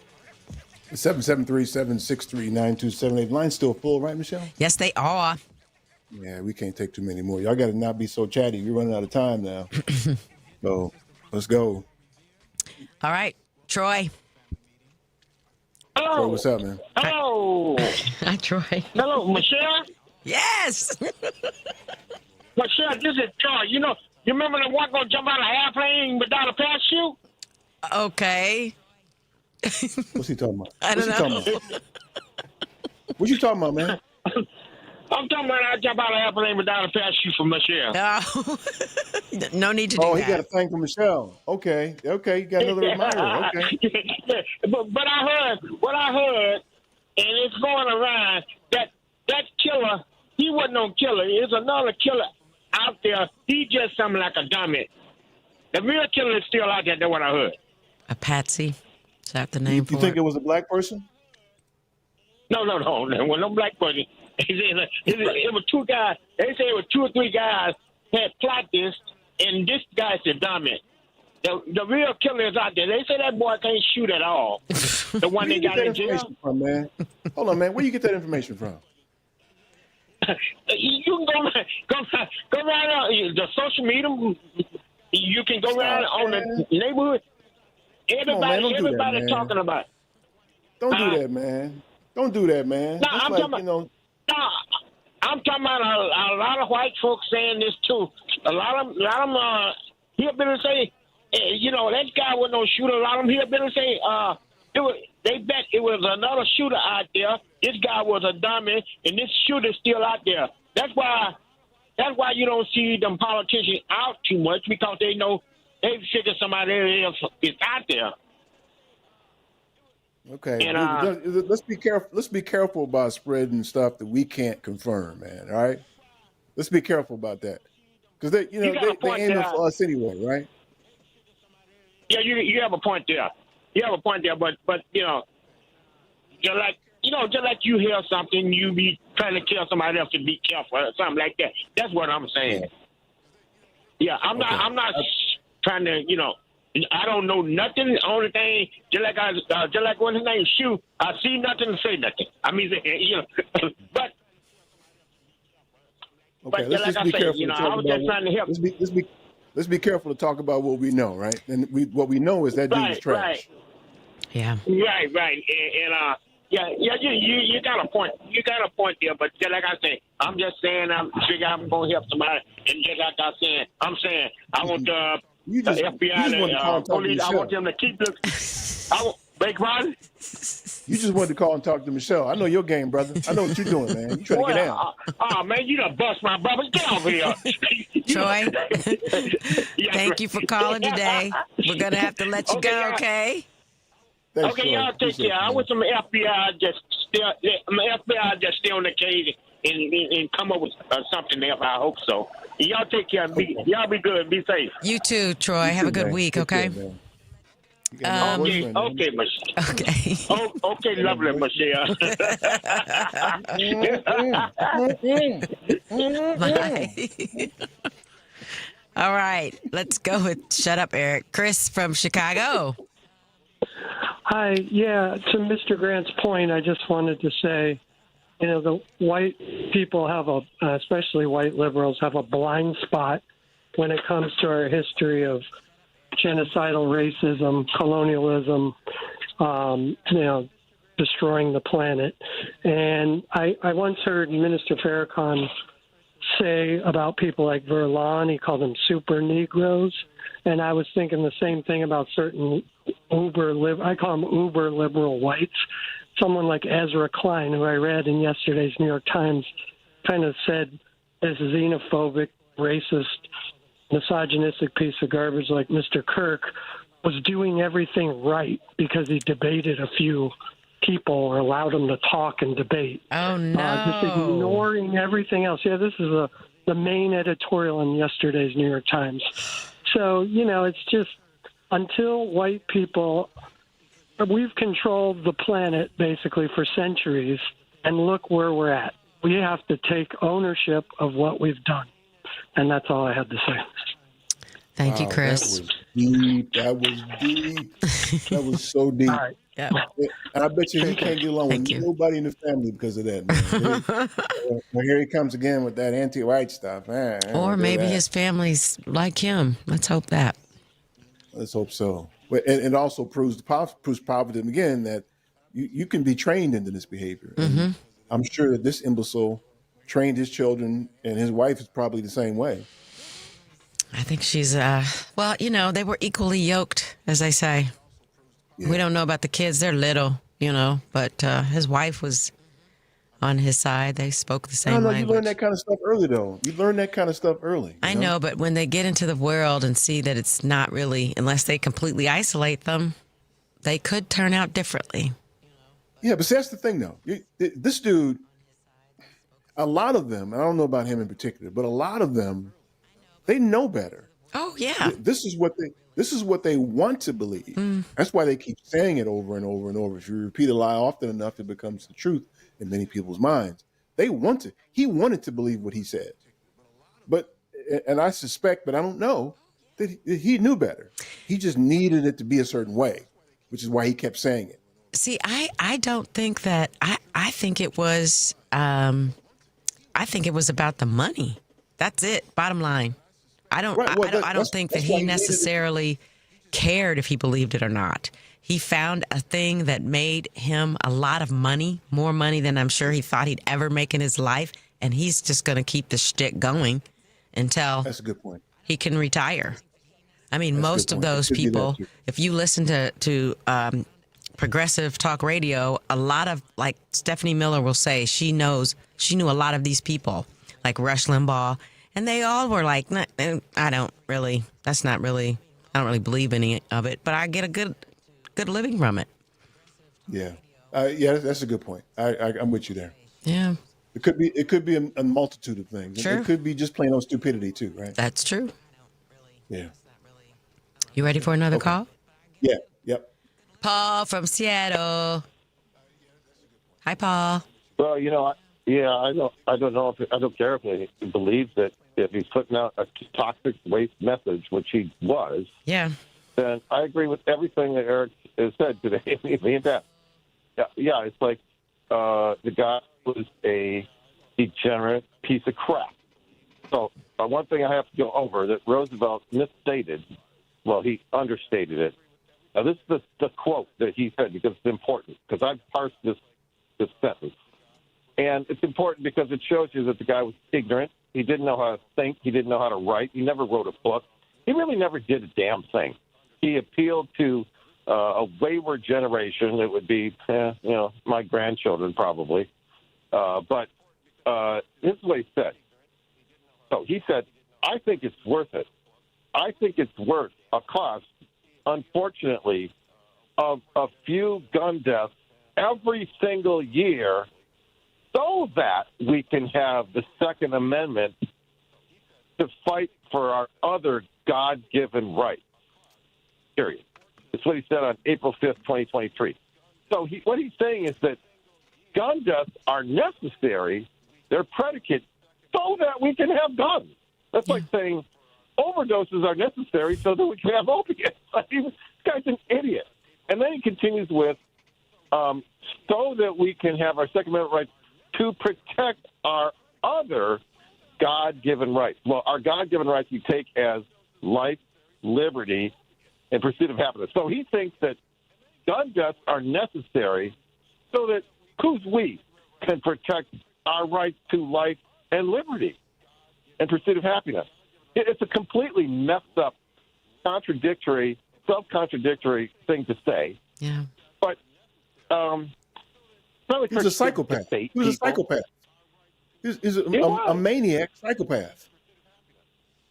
Yep, and if it was the money that was motivating that kind of twisted message, he didn't have a brain. And by the way, here's the other thing about this shooting. This was one bullet from one gun, from one guy to another. You know, shouldn't we be thanking it that this guy didn't have a bunch of bullets and he shot up the whole crowd? He could have. From a building top with an AR-15, he really could have wiped people out. But, you know, when people use guns the right way, I don't know. I'm not saying he deserved to die when I recognize scriptures like we reap what we sow, Galatians chapter 6, or Jesus said, all who draw the sword shall die by the sword, or in Psalm 7, 14 through 16 says, if you dig a pit for another, you shall fall into it, and violence will heap on your own head. Or in Esther it says, and they hanged Haman on the gallows that he had built for Malachi. All this comes back to revenge. So to me, it's not that he deserved to die. He is, in terms of Scripture and the Lord's message, he made a choice. He swims in that swamp, and that's what can happen to you. So now they're trying to blame this, say that his roommate was transgender. And this was his partner. It's like, and why does that matter? Because somehow this has to be connected to the left. And it's like, well, why would that matter? Why? So why, even if he was, first of all, what does his gender have to do? The roommate's gender. The roommate is working with the law enforcement to prosecute this guy. So why does the roommate's gender matter? Because this has to be another let's hate somebody else. So is that true? I thought he lived with his parents. Well, I don't know. But I got this from a debate I had with another right-winger. He sent me from Fox News, so I went, okay, that's... So I went and I looked up, I Googled what he sent me, and all the news sources that say that the roommate was transgender are all right-wing. I did not see any other credible news sources. I saw all of the other ones were right-wing. That the roommate, or whoever this person is transgender. So it's because, and this is what gives credibility a little bit to what previous caller said about that this guy was a patsy, because he had a right-wing background. And so now they're trying to say, see, the right wing is just throwing slop at the wall, is that there must be somebody else out there who we could assign left-wingness to who set up our right-wing boy to be a patsy. But the fact is, Paul, Paul, what are we going to do about all this white-on-white crime, man? What are we going to do about the white dudes? Well, I mean, that includes me. I mean, I'm saying the same things you are, so if you're at risk, so am I. But all I know is this, is that if you want to talk about gun policy in this country for the last 20 years, it's been solely, totally, and exclusively that of the Republicans and a corrupt Supreme Court. Since the expiration of the assault weapons ban in September 2004, when 2005, George W. Bush's second term and the Republican Congress and the Supreme Court rulings, I won't go into all of them. I got about a dozen of them I could list. All this with guns is all about the right wing. So by definition, if you're a shooter, these shooters have nothing to do with democratic values or democratic politics, because if it were my ideology that was reflected within the law, the chances are this fellow would still be alive. And that's, as far as that goes, that's fine. I don't care. But in terms of the white-on-white violence, it's like you've already said. We're treating this one like, they're always saying this is an assault on the American fabric. But it's not an assault on the American fabric when dozens of kids are shot, right, in one of these massacres. This was just a one-on-one. This was one bullet on one guy.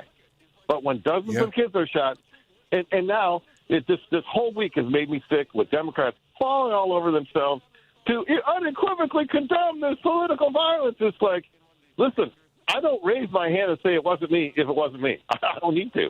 I don't need to say I unequivocally condemn this. That's part of my, it's like, well, why do I have to say it if I'm already against it? I'm against it, right? How about don't say anything? How about just shut up, don't say anything if you don't have, exactly. If you can't say what you think. There you, man, you are so, exactly. I say nothing about it except for the fact that this guy, this was the swamp he swims in. He advocated, and he says it would be okay it's worth it to him for other families to endure gun violence, and so that we can have done. Okay, I'll tell you what. I didn't do the act. There's nothing I could do to stop it. I can't do anything about it now. And my sympathies and condolences to his family. First of all, will do nothing to help them heal. They would be rejected completely anyway, because his wife, the widow, is already taken up this vow of vengeance against the left. And his body's not even cold. So it's like, what good does it do? I'm not playing. I'm not playing into their, that's what it is. And it is all white. It's like these white people cannot accept the fact that, yep, it's white on white violence. You're exactly right. That's right. Paul, thank you, man. We appreciate it, dude. Thank you, Paul. Have a good one. Have a good week. Bye-bye. Okay, you want to take a break and then come back, or you want to take? Let's take a break and then get that last call in. Okay, we got you, Debbie. I'm looking right at you. We'll get to you when we come back. Family meeting. This is motivational speaker and author Dan Duster, author of the great-selling book, Peaceful Selling, Easy Sales Techniques to Grow Your Small Business. Keep listening to The Family Meeting. A 2016 study estimated that 13.1 million Americans were victims of identity theft last year. Fight back against your identity being stolen by signing up for Identity Guard. Identity Guard monitors your credit and identity information with alerts that can help you respond quickly if certain changes indicating fraudulent activity are detected, as well as help protect your computer from viruses, keylogging, and other serious threats. Plus, with Identity Guard's dynamic credit management resources and tools, you will have helpful information as you make better financial and credit decisions. Identity Guard includes $1 million identity theft insurance and lost wallet protection, and more if you ever do become a victim. Protect your ID for as little as $6 per month. Yes, that's only $6 per month by visiting lookaftermyid.com. That's lookaftermyid.com to securely sign up for Identity Guard today. A single K plan is a 401k plan designed especially for business owners and immediate family, regardless if they are incorporated or not. Single Ks offer both employer and employee contributions, and in many cases have no setup fee or annual plan administrative charges. Single Ks are simple to administer with no government reporting required. Most importantly, this plan allows employees to access their savings via hardship withdrawals or loans. Visit our website at polarisadvice.com or call us about your business or organization's retirement plan at 312-951-2606 or email us at polarisadvice.com. That's 312-951-2606 or email us at polarisadvice.com. Polaris provides empowering advice for everyone. Securities offered through Lion Street Financial LLC, member FINRA, and SIPC. Investment advisor services Polaris offered through is Lion Street introducing a way Advisors for you to get LLC, empowering registered investment financial advisors. advice. Polaris Wealth Save Management and and plan. Lion Street If you Financial like are a lot not of people, affiliated. You'd like to work with a financial planner, but don't know if you earn or have enough to invest. Save and Plan will allow us to work with nearly anyone from young professionals to retirees looking to travel the world. Save and Plan is simple. Just sign up to save on a systematic monthly basis directly from your account and gain access to a planner and our planning services. Once you sign up, Polaris gives you a customized financial plan, a real person to speak with, and information to help you make good financial decisions. Your dedicated planner is just an email or phone call away. Save and Plan offers empowering advice for everyone. Visit us at polarisadvice.com. Call us today at 312-951-2606 or email us at polarisadvice.com. That's 312-951-2606 or email us at polarisadvice.com. Save and Plan.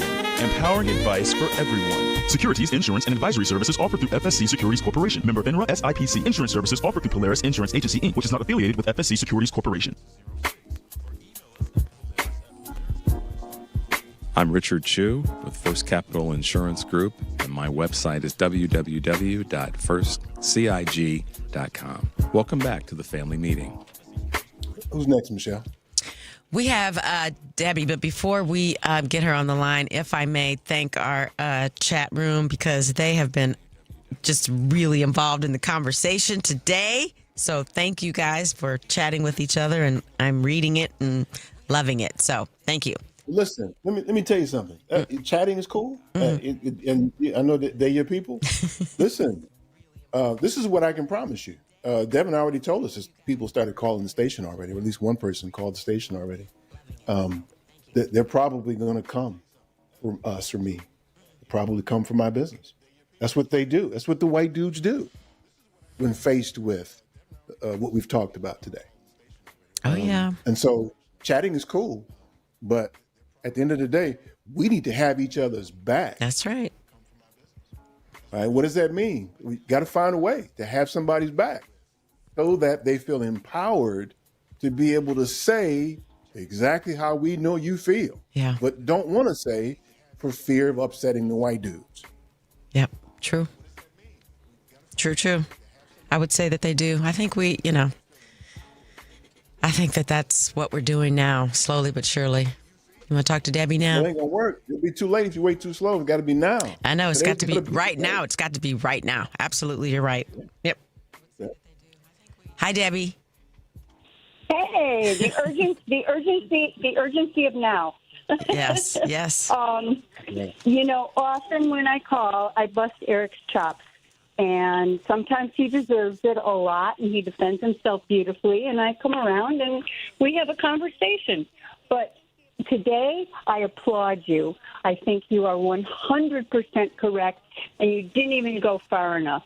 You live by the sword, you die by the sword. And that's exactly what happened to this man. I hate to see a young family man with children dead, over whatever, something stupid, because he was stupid. But, hey, you live by the sword, you die by the sword. Look what happened to Matthew Dowd, who didn't even say much of anything. He answered a question and he got fired. Yep. He's on their side. Yeah, exactly. Look at the two people in Minnesota. They were elected. They were elected by the people, and they couldn't even get acknowledged by this administration. And this idiot, this hate-spewing monger, is going to get martyrized by everybody. It's just disgusting. The whole thing just disgusts me. And you can't turn on a channel. You can't watch news. You can't do anything anymore without them glorifying this guy and putting him to God knows what. He was a young guy spewing hate, and he died. Oh, well, look at all the children that have died and never even been acknowledged. Was a shooting in Colorado, children, shooting in Colorado the same day. Did they even mention it? Does our president or whoever that idiot is, to us, our ruiner, does he ever even stand for anything Debbie, that's like decent? So, Debbie, you're watching.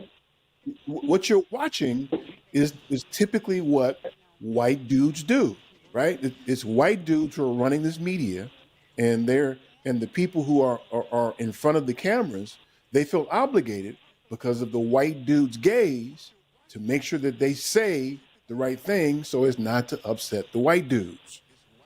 And it's always the same cycle. A lot of them can't even state their own beliefs because they're threatened. They're under the thumb of God knows what.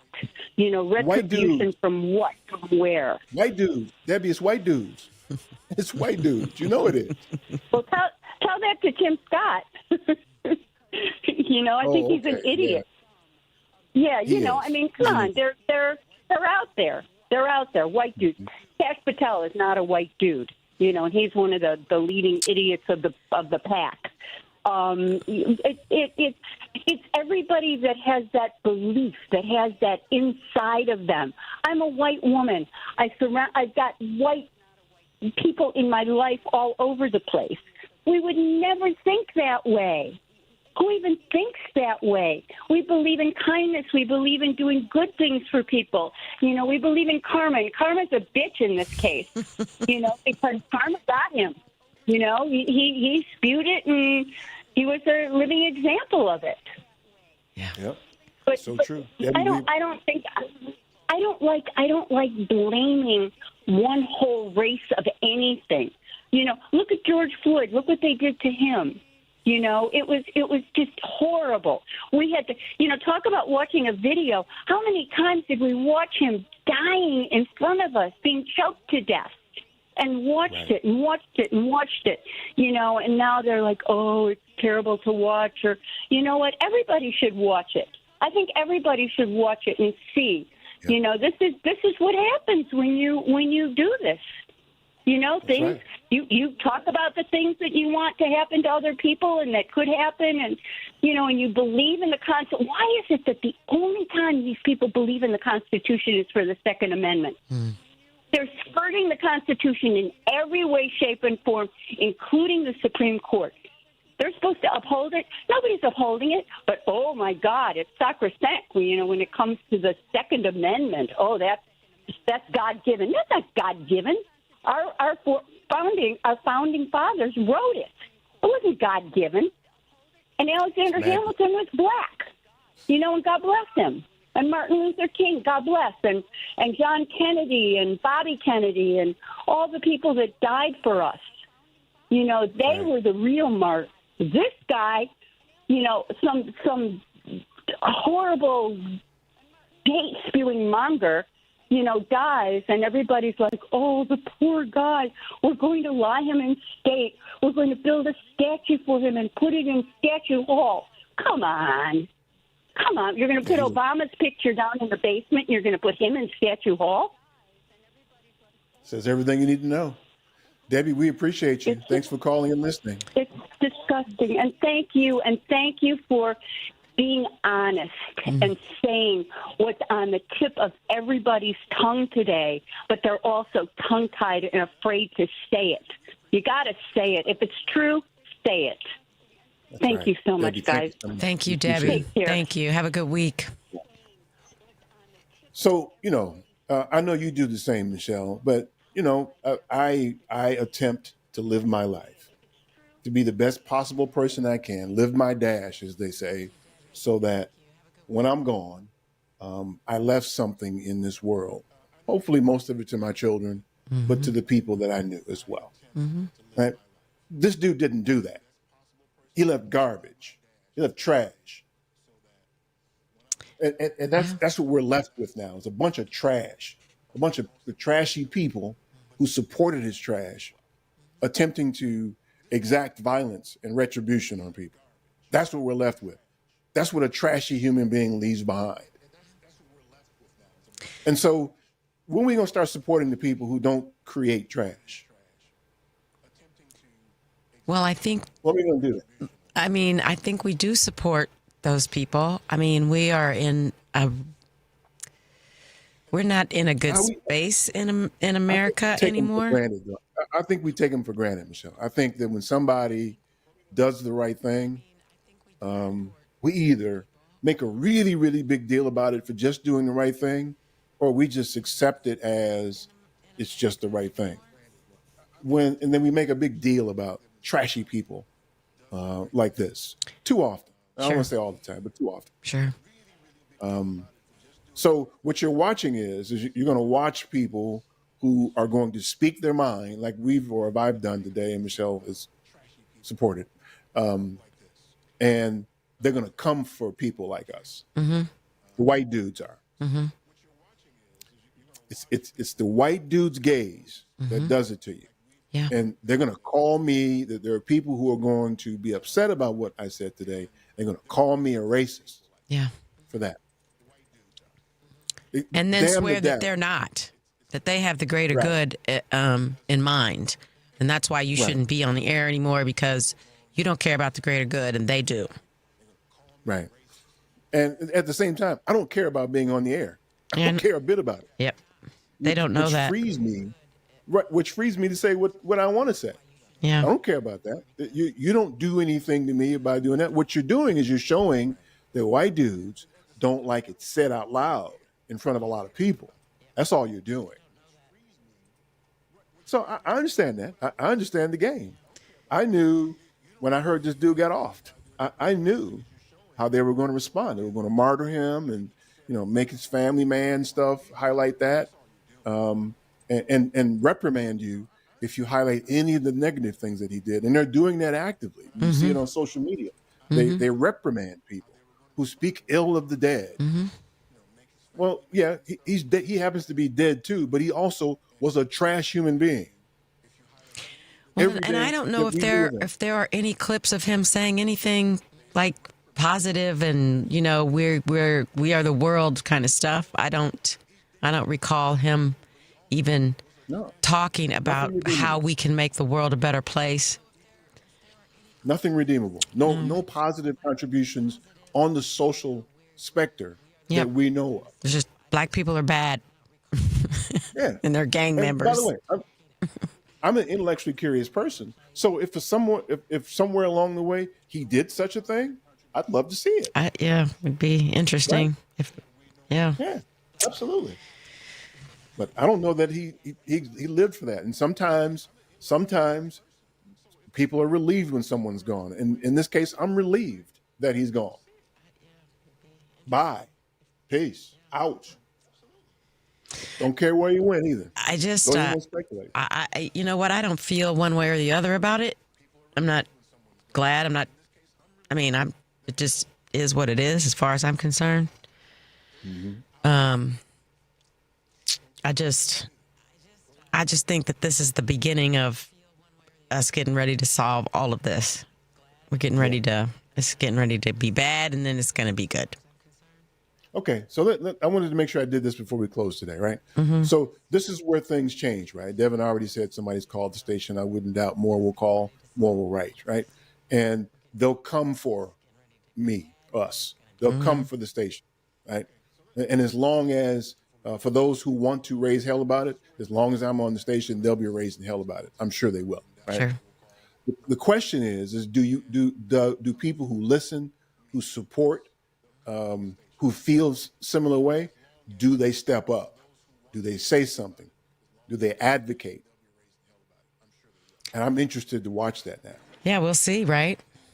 Yeah. I don't care one way or the other. It doesn't matter to me. Speaking my truth, whether they like it or not.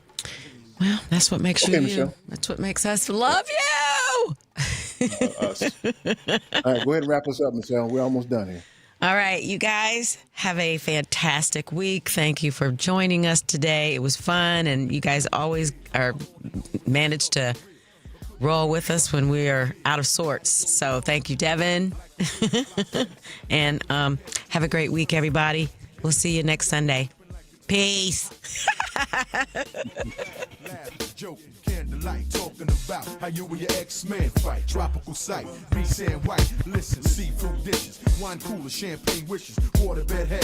The preceding program, The Family Meeting, was sponsored by Polaris Insurance Agency, and to the extent applicable, their guests. The views and opinions expressed therein do not necessarily reflect those of Heartland Signal, LLC, or its management.